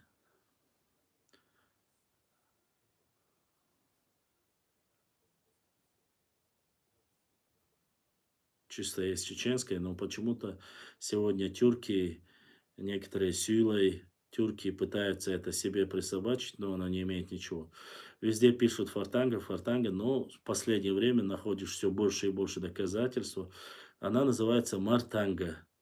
Называлась верхняя мартанга, нижняя мартанга. Потом она почему-то вдруг раз поменялась, стала фартангой. Ну, пишется везде она как мартанга в основном. И на картах она, даже во времена там буквально Броневского, она еще записывается как фартанга. Сюли не имеют никакого отношения к казиному. Юэзан Ам не имеет никакого отношения к Сюли. Сюли жили там, в Цумадинском районе.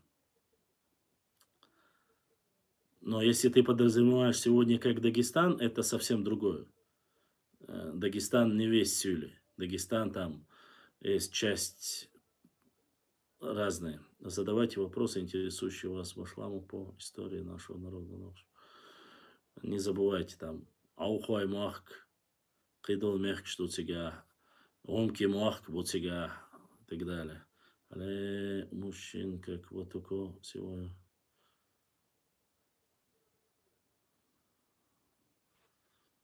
Телеграм.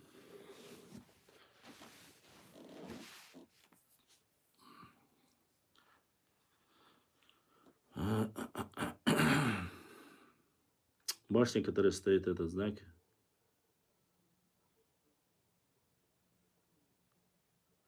Башлам, дедойцы, цезы и аварцы.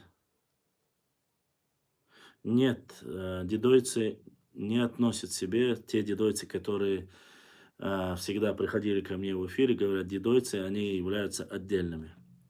Андийцы, дедойцы, они отдельно. Но сегодня их со времен, как его?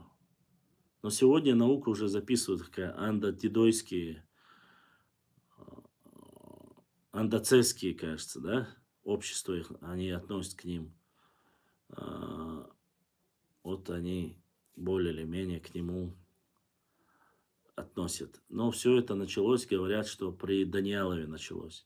А дедойцы сами всегда были отдельности. Башлам, в каких годах чеченцы начали спускаться на равнину? По-разному. Начало считается с 15-16 веков начали спускаться. Уже обратно, это повторное. Вот в начале. В начале потихоньку подниматься они начали во время нашествия татаров, простите, монголов. Вот, они начали подниматься с области, где Мечики называется, мечикизовцы, Гудермес, вот это междуречие Терека и Сулака. Вот с этой местности первые начали уходить во время нападения и завоевания Кавказа монголами 1221-1222. Это Чингисхан, армия Чингисхана, точнее полководцы Субиде и Джебе, кажется. Они, когда завоевывали, в это время начали подниматься, но ушли недалеко в горы. Второе нападение уже во времена Тамерлана, когда мы заняли сторону Тахтамыша. Тахтамыш проиграл эту войну, Тамерлан, разгневанный, уничтожив, разогнал остатки Золотой Орды. И уже когда у него ставка была, где столица Маас, это нынешняя Ермоловка, не Ермоловка, а Алганюрт. В этой части была ставка за Сунжей. Начали делать нападение партизанское непосредственно на Тамерлана, после чего Тамерлан разгневанный, даже говорят, что был убит один из его любимых полководцев. Как смеют эти язычники нападать на меня, великого Тимуджина, и сам возглавил экспедицию по уничтожению народа, который там жил. То есть остатки аланов с этой стороны. Говорят, с 2-3 частей он зашел. По Аргунскому ущелью, Галанчорскому ущелью, Асиновское, кажется, ущелье. И до Нашхи, те, кто скрылся в Итум-Кали, в Нашхе, Галанчоже, в некоторых местах очень маленький процент остался, остальных он просто уничтожил. И башни, и детей, стариков, всех уничтожая, сбрасывая со скал. А в то время он уже умел воевать, у него была стратегия четко выработана, вы можете проверить это по грузинским источникам, как он научился воевать в высокогорье, в Грузии даже он научился воевать. У него были специальные отряды, которые занимались непосредственно, подавались в высокогорье, то есть против наших башен. Они имели уже свою тактику.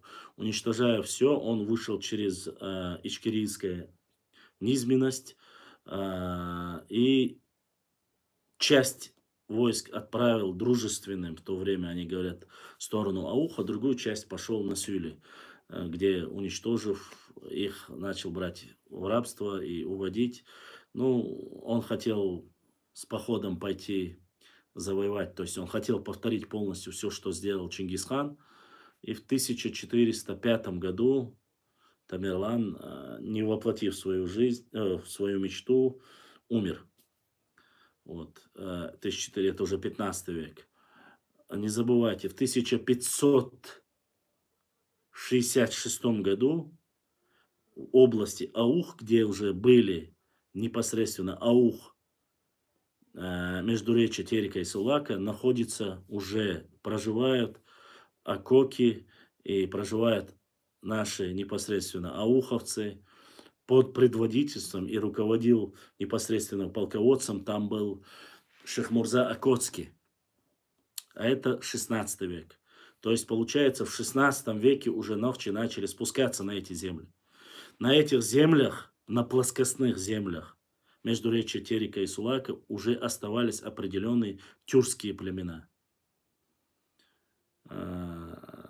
Они-то говорят, что они, конечно, и от Хазар, со времен Хазар там, но это вот вопрос как бы для работы, еще нужно смотреть. Но эти места уже определенные, вот междуречье за Сулаком проживали тюркские племена. В этой стороне, левая сторона Сулака не была заселена.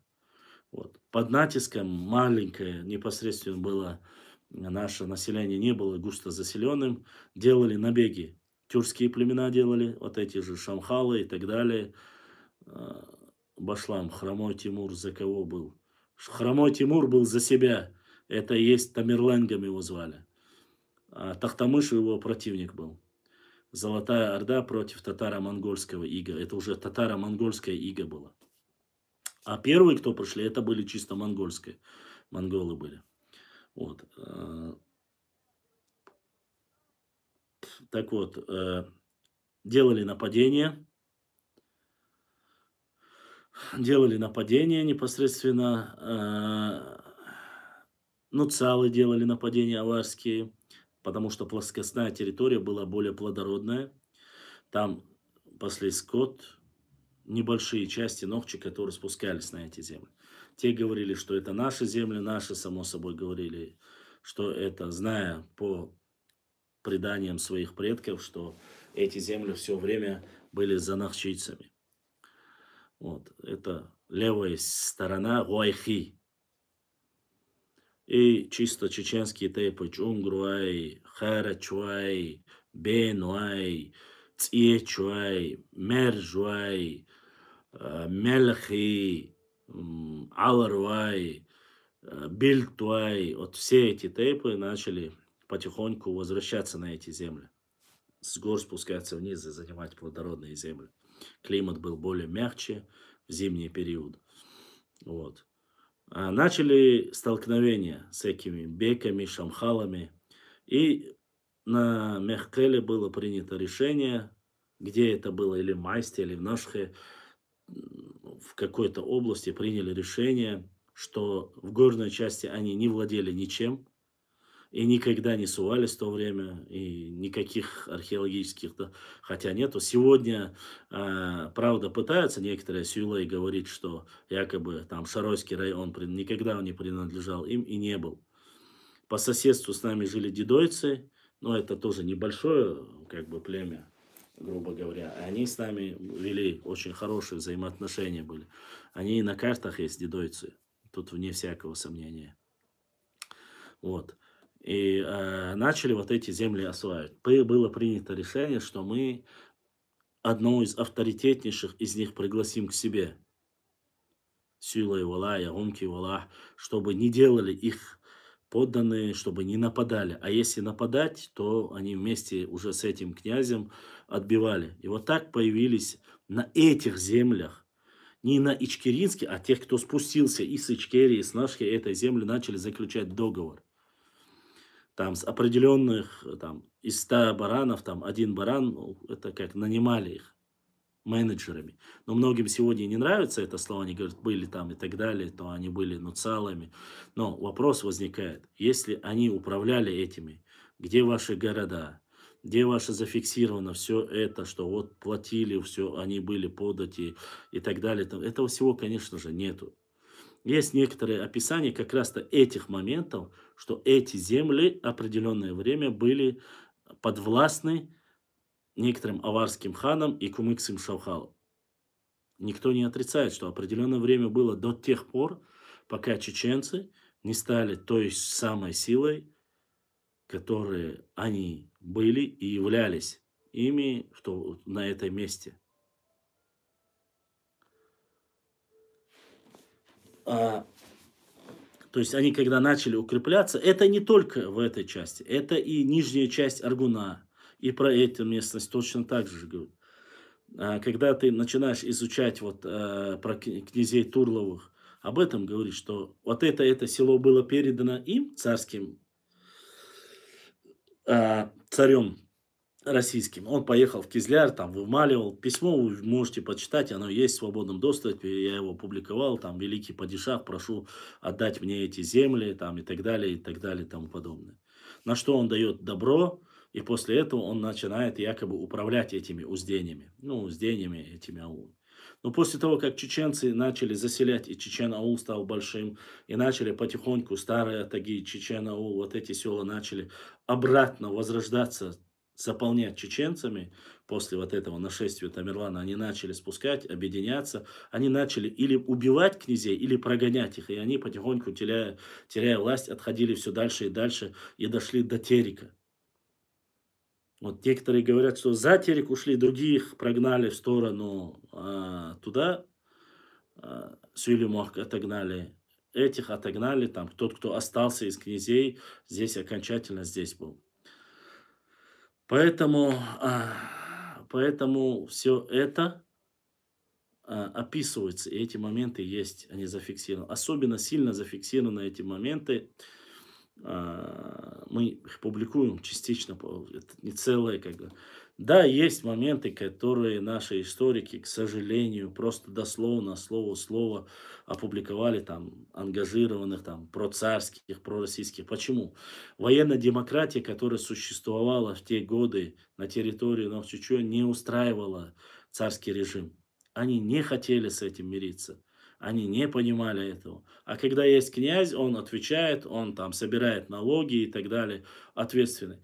А Ногчи не хотели связываться непосредственно, они все время воевали с царской Россией в тот период.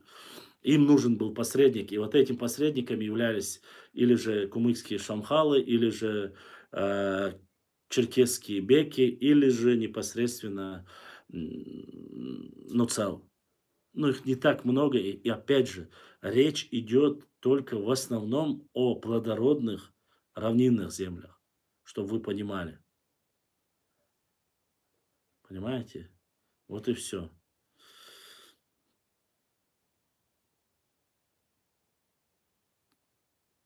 Поэтому нужно вот эти моменты знать. Нет, Вездингела это тоже не наше, к сожалению.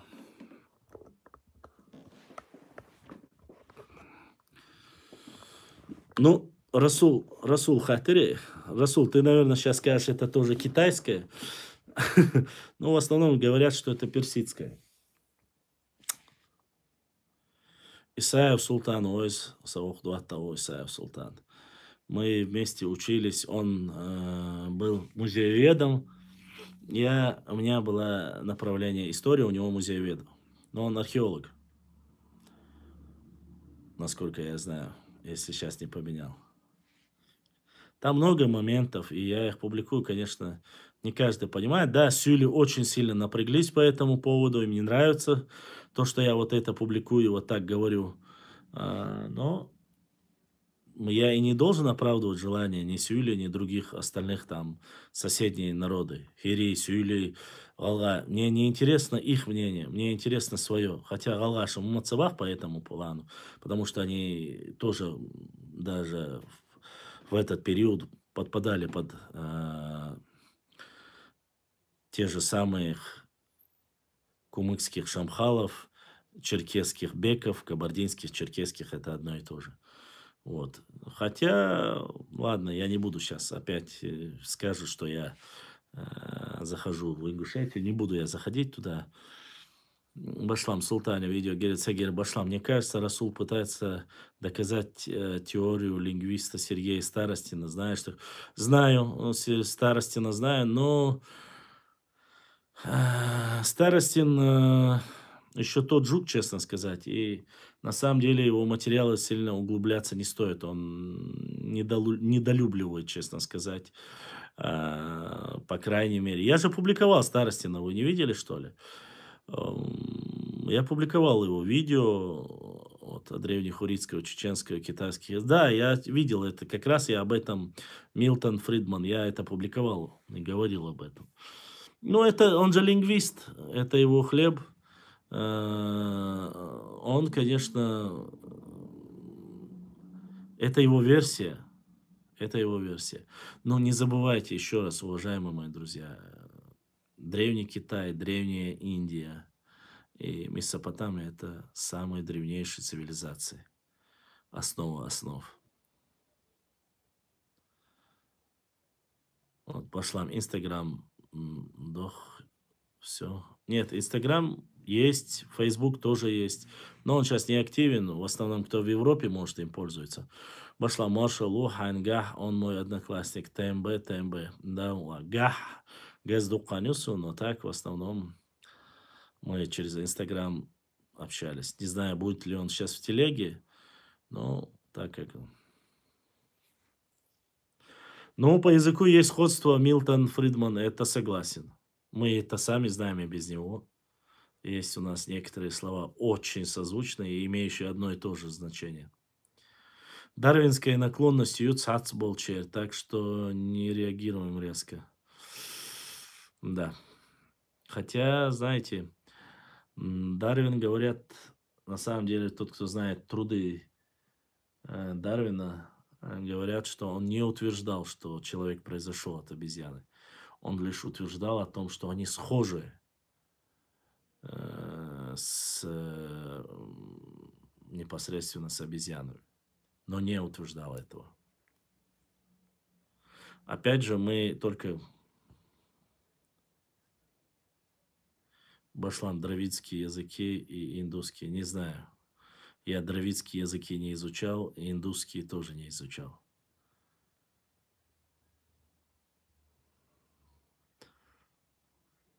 Может, ты хотел друидские сказать? Вот просто, чтобы написать, просто, чтобы ляпнуть и все. Башлам. Онах и Марк Шейман боху, минут ешь. Марк Шейман, нохче ухо, тёхче атхарухе.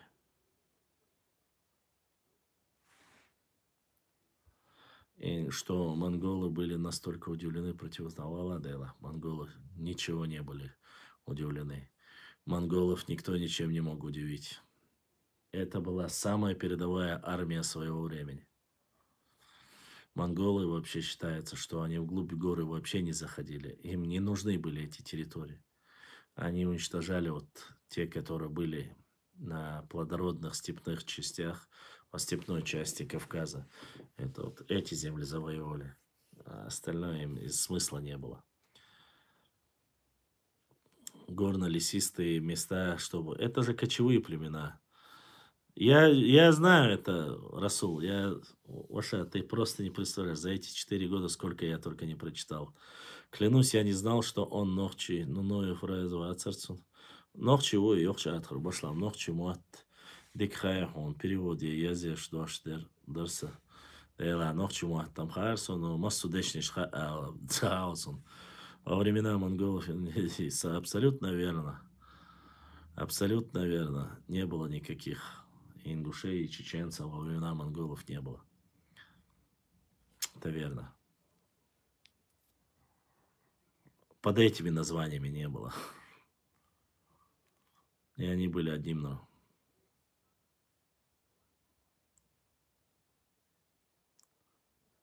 Хелла, Башлам. Все, кто отмечает, празднует Навруз, были под властью Ирана. Получается, что многие народы Дагестана были под властью Ирана. Конечно, были, Мотя.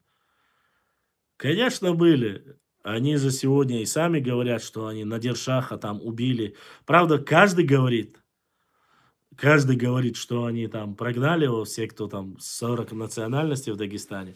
Я не знаю, кто его реально прогнал, но, ну как не знаю, в принципе знаю, но э, были, конечно, почти что 80% Дагестана была под персидской властью. То есть их наделы, то есть они поставили туда своих наместников местных. Это все было, это геополитика. Башлам, ты узнал, чем были вызваны нападки мысли армян? Честно, да ла, не знаю. Мне этот балабол абсолютно неизвестно. Сейчас мне прислали 2 дня тому назад, он от кого сам появился, неизвестно. Сабал Бахтюнцане. Нашел фотографии моей 10-15-летней давности там. Ну, уйдется лицо. Хочу я лекцию, губордусы. Мне он не интересен. Хочет про историю поговорить, пускай приходит. А политику я ему могу засунуть так глубоко, что ему мало не покажется. Поэтому мне не интересен балабол. Если что про историю, да, пожалуйста. Вот.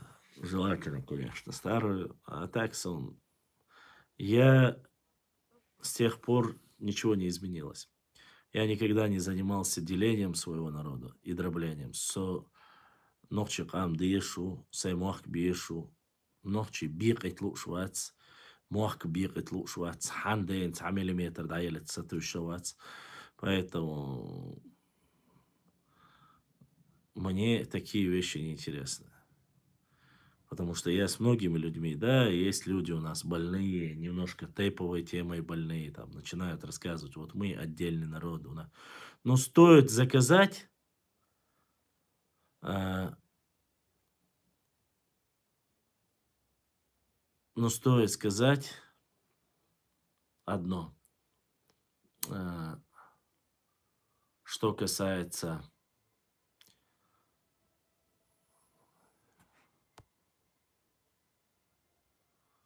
а, что я хотел сказать. Вот эти деления, дробления, которые пытаются сделать, замутить, которые вечно наводят зараженные вот этой болезнью, когда ты им задаешь один простой вопрос. Язык, культура, традиции, все это является неким а, визитной карточкой любого народа. Задаешь вопрос. Ты говоришь на отдельном языке, у тебя есть отдельная культура, отдельно все остальное. Этого всего нету. Если этого всего нету, если у тебя только один диалект, есть правила лингвистики, да, мы знаем. Если у тебя есть только один диалект, ты сам являешься частью какого-то языка. Вот то же самое. Нет языка, нет отдельной культуры, нет ничего отдельно, ни материальной, никакой культуры, значит, ты един с остальным народом.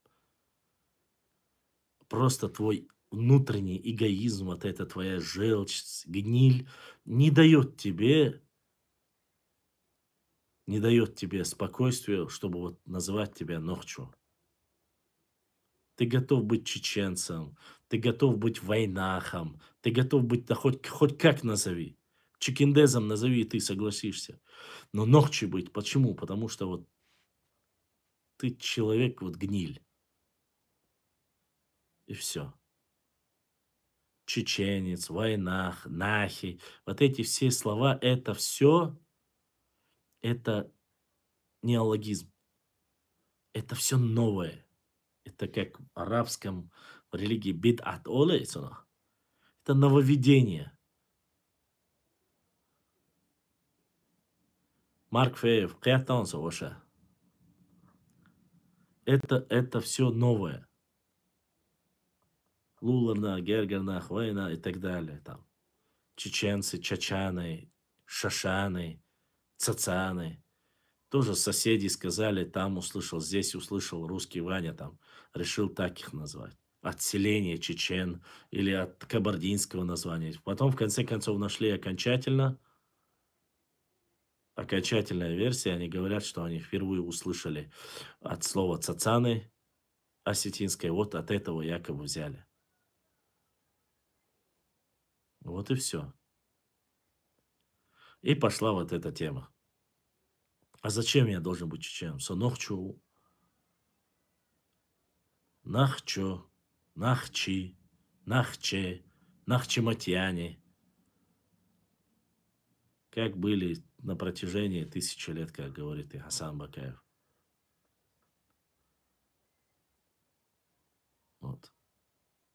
Уважающий себя, свой народ, свою историю, он их себя будет так называть.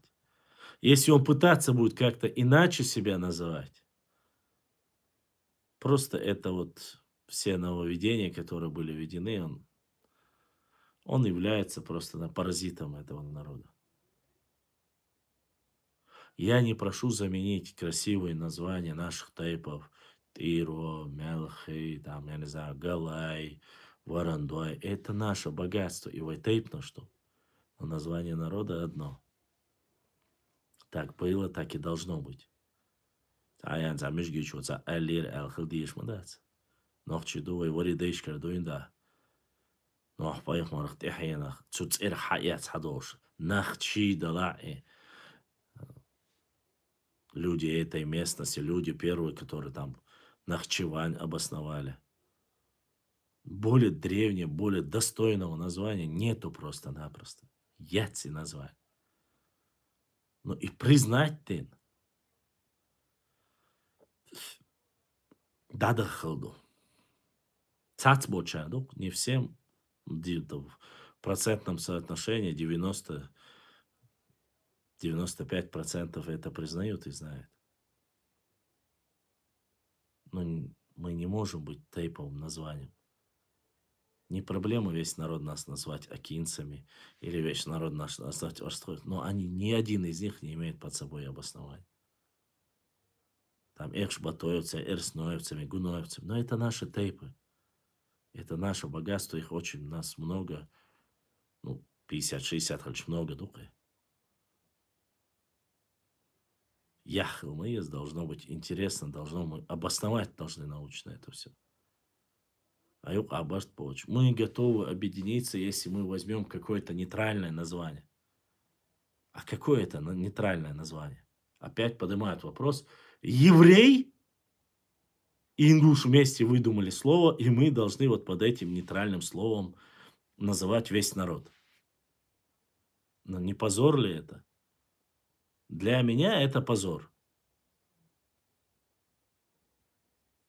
Не потому, что я там антисемит или что. Нет. Позор, потому что они пришли, в начале 20 века решили переименовать наш народ, и мы должны под это вестись. Другие начинают говорить, давайте будем ламрой. Луамрой, ламрой. Все везде пишут. Но вы знаете синоним слова ламрой? Тавлинцы. Тавлинцы, которых назвали так сюли. В основном тавлинцами называли сюли. Но кумыки говорят, по крайней мере, так. То есть, а это те же самые ламрой, только вот название одно и то, смысл-то один и тот же. Синоним слова ламрой является синоним тавлинцы. Горцы, обозначение этого слова, горцы. Но горцы это все. Грузия, Абхазия, Адыгея, весь Кавказ, кто живет в этих горах, в горной части, это горцы. Это не может быть название народа. Вот о чем я говорю. Лоамару. Я не против этого слова. Но вас попросят перевести, вы скажете, это обозначает горцы. Вам скажут, подождите, а горцы это тавлинцы то же самое. Но они же не взяли, аварцы не взяли название тавлинцы. Тавлу, кажется, горица обозначает, да? Не взяли.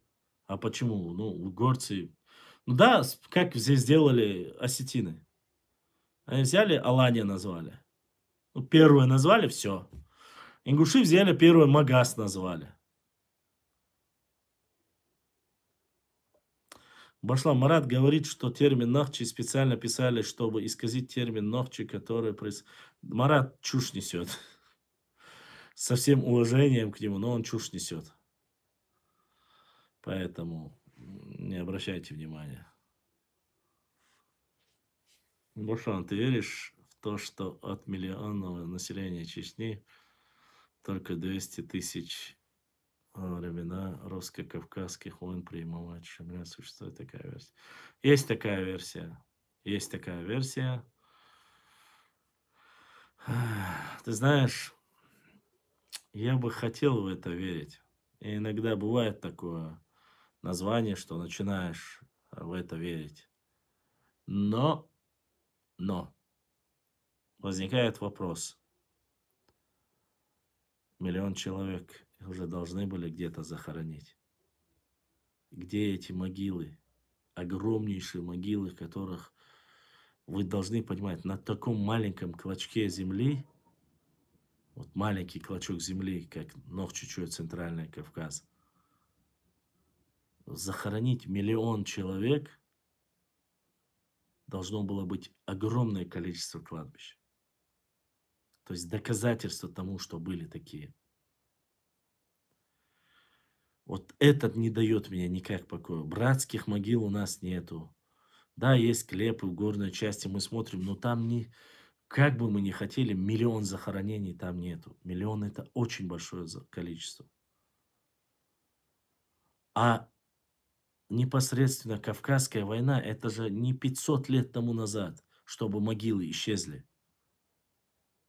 Да, строили дороги, коровники, но не столько использовали эти плиты надгромные, чтобы сделать это.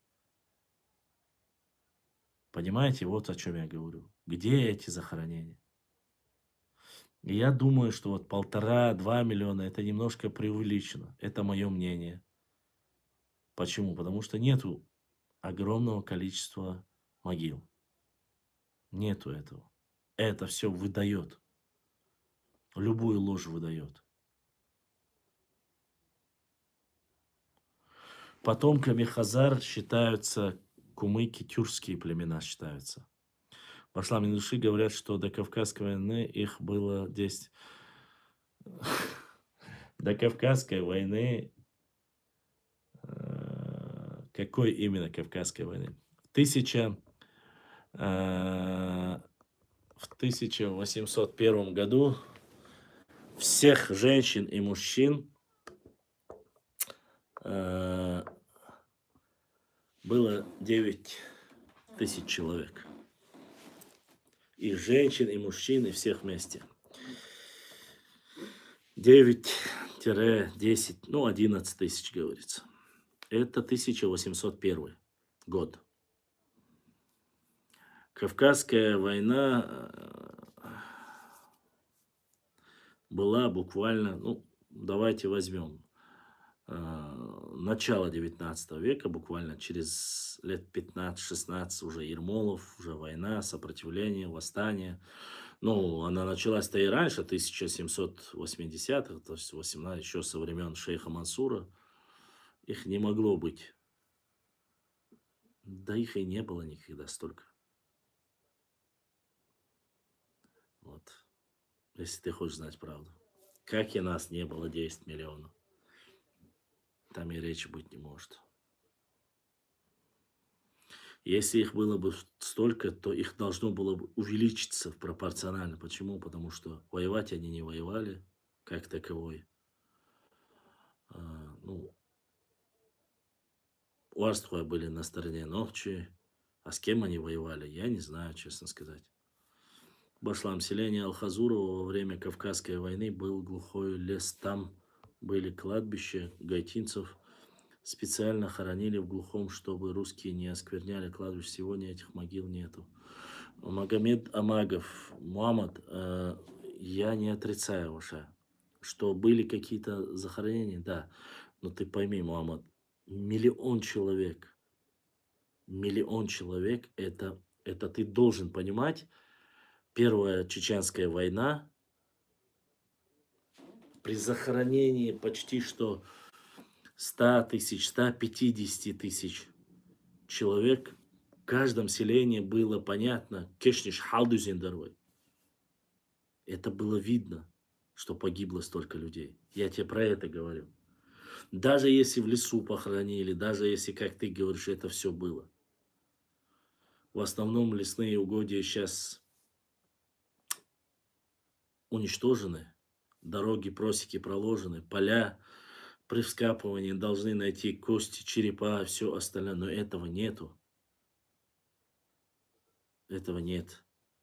Я не говорю, что Кешниш и не исчезли. Исчезли, да, Кешниш Тадан Хырду, Даин Хырду.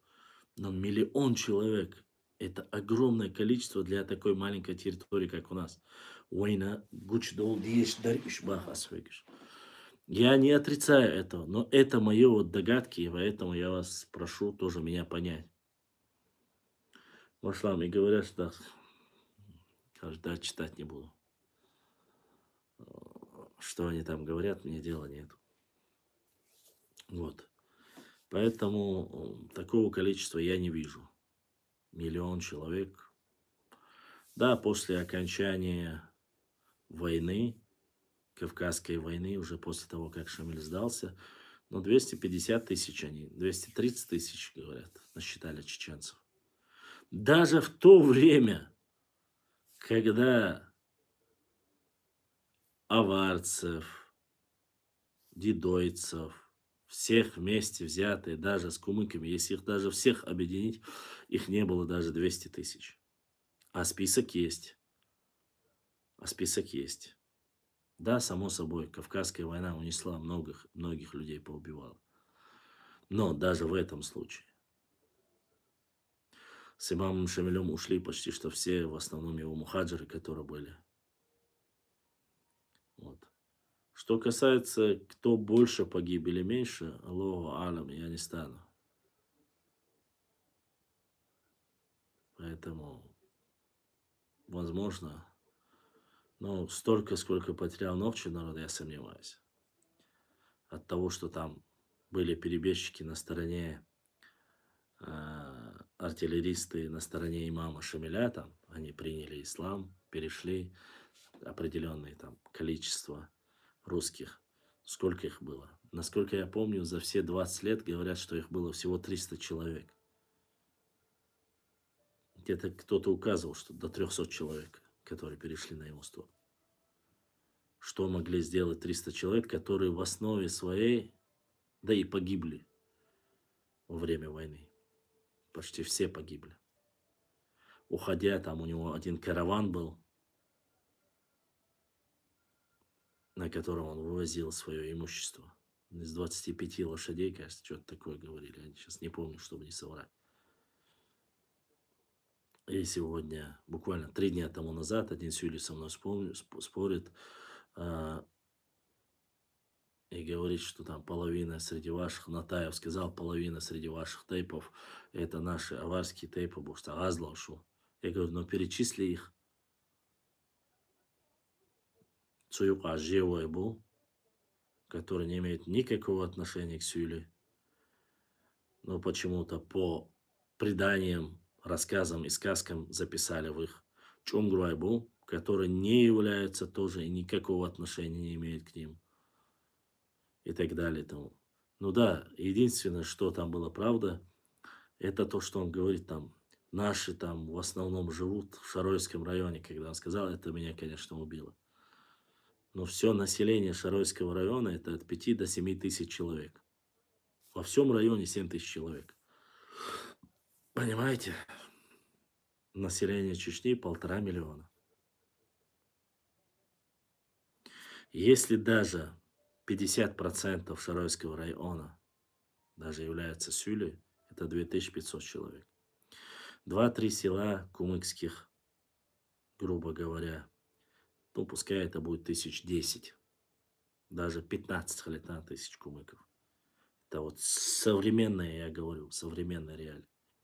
15 тысяч кумыков, 2500 сюлей, нагайцев, ну, может быть, 5,000, может быть, нагайцев. 17, 18, 20. Пускай всех вместе, все национальности, терские казаки, которые там чуть-чуть остались в Наурском районе, все остальных, если даже взять, но это даже из 1,5 миллиона, это даже не 50 и даже не 100 тысяч. Нету такого населения, чтобы говорили о каком-то колорите. Да, разные шоу. Турки-месхетинцы есть, небольшое количество. Азербайджанцы есть, которые пришли торговать здесь. Киргизы есть, там подрабатывают. Там в кафе разных, там азербайджанцы, там чай, май, шашлык, машлык. Узбеки были, сейчас их, узбеков, не так много. Но это все вместе взятые а, 50-100 тысяч малац. 100 тысяч малац даже. Тогда вопрос, о каком, чем мы можем говорить дальше? Пошла, вопросы для тебя нету, Инстаграм было больше норнийцев. Но они тоже скоро узнают и сюда тоже придут. Здесь сейчас среди вас даже есть несколько норнийцев. Они завуалированно пытаются вот эти бросаться фекалиями, как некоторые обезьяны делают в зоопарке. Но это их проблема. Вот так-то. Если просто математически разбить многие моменты, вы поймете, что как таковой грабли чаю как таковой нету. Но видите, сегодня же никто не упрекает, говорит, что я там зарабатываю, там, что мне там я ради денег, ради донатов и так далее и тому подобное. Сегодня никто не может упрекать и за это тоже. Два доната было, и оба доната сделал Адлан. Все. Этот миф развалился. Развалился миф о том, что якобы я стравливаю кого-то с кем-то. Я никого ни с кем не стравливаю. Я в основном занимаюсь своей историей, своей географией и всем своим. Поэтому а, вот так вот. Многие сказки, многое ложь просто рассыпалась. Давайте еще немножко я отвечу и завершу. Я понимаю, все-таки 60 человек это немало. Нет, я не про тебя.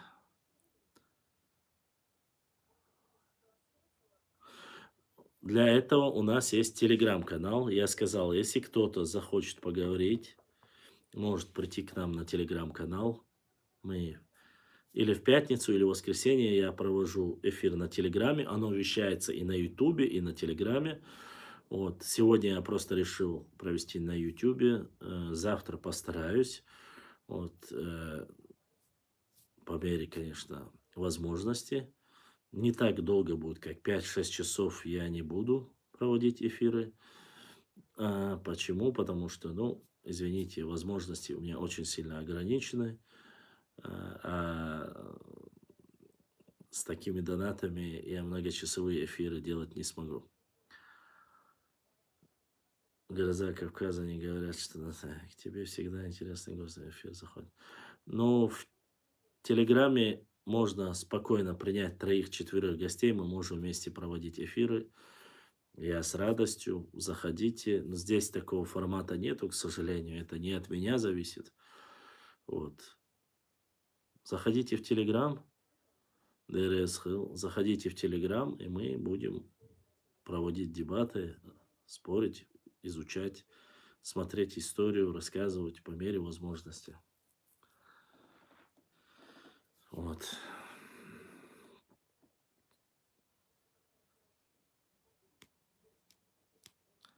Задавайте вопросы, если есть. Так и не дали сегодня мы зачитать, наверное, в следующий раз мы зачитаем Каякена Харачуевской культуре. Продолжим. Вот. Но уже хорошо, уже 61 подписчик заходит с 10 и до 11-12 мы проводим эфир. Башлам Каян Харю эфир. Есть эфир Каян Харю, да, у нас еще трафик есть. До конца месяца у нас понемножку, я постараюсь как-то своими силами вытянуть.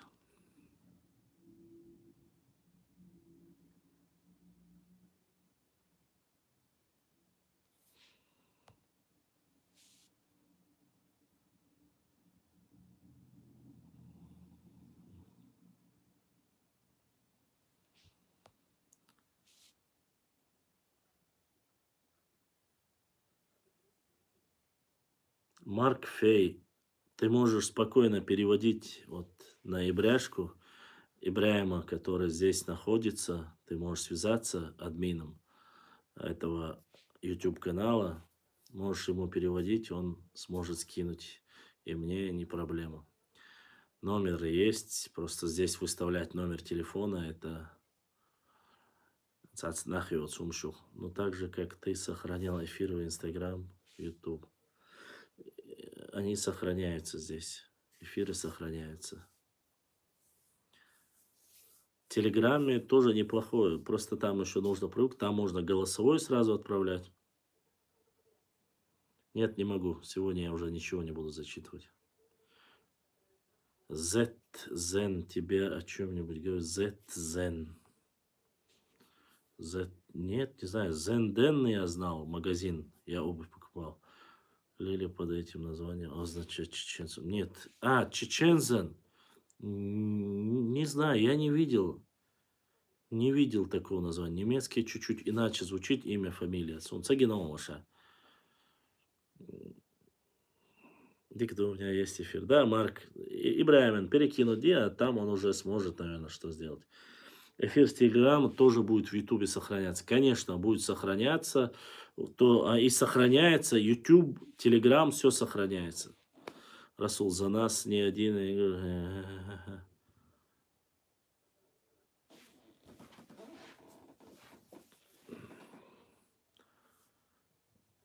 Не так много, но не так много. Да, у нас, но видите, 2 часа уже идет эфир. Поэтому очень, как говорится, аудитория живая сегодня. Ну, не считая пару вот этих, которые вопросы ни о чем задавали. Вот такие вопросы, конечно, немножко не украшают.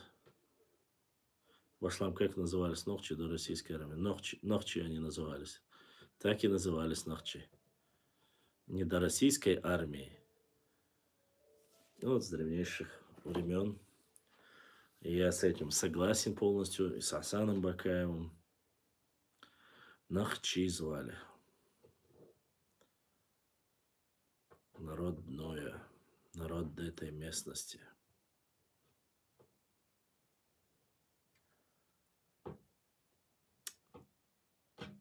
Так.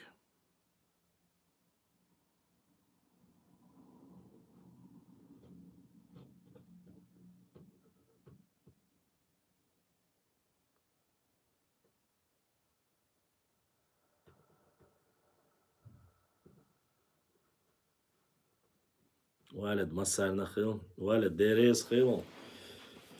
Валид на массу вежришна Дерез Хил Алварду. Мотя на Масарна вежри Ижришун Дерез Хил. За то, что оставляете комментарии, за то, что лайкаете.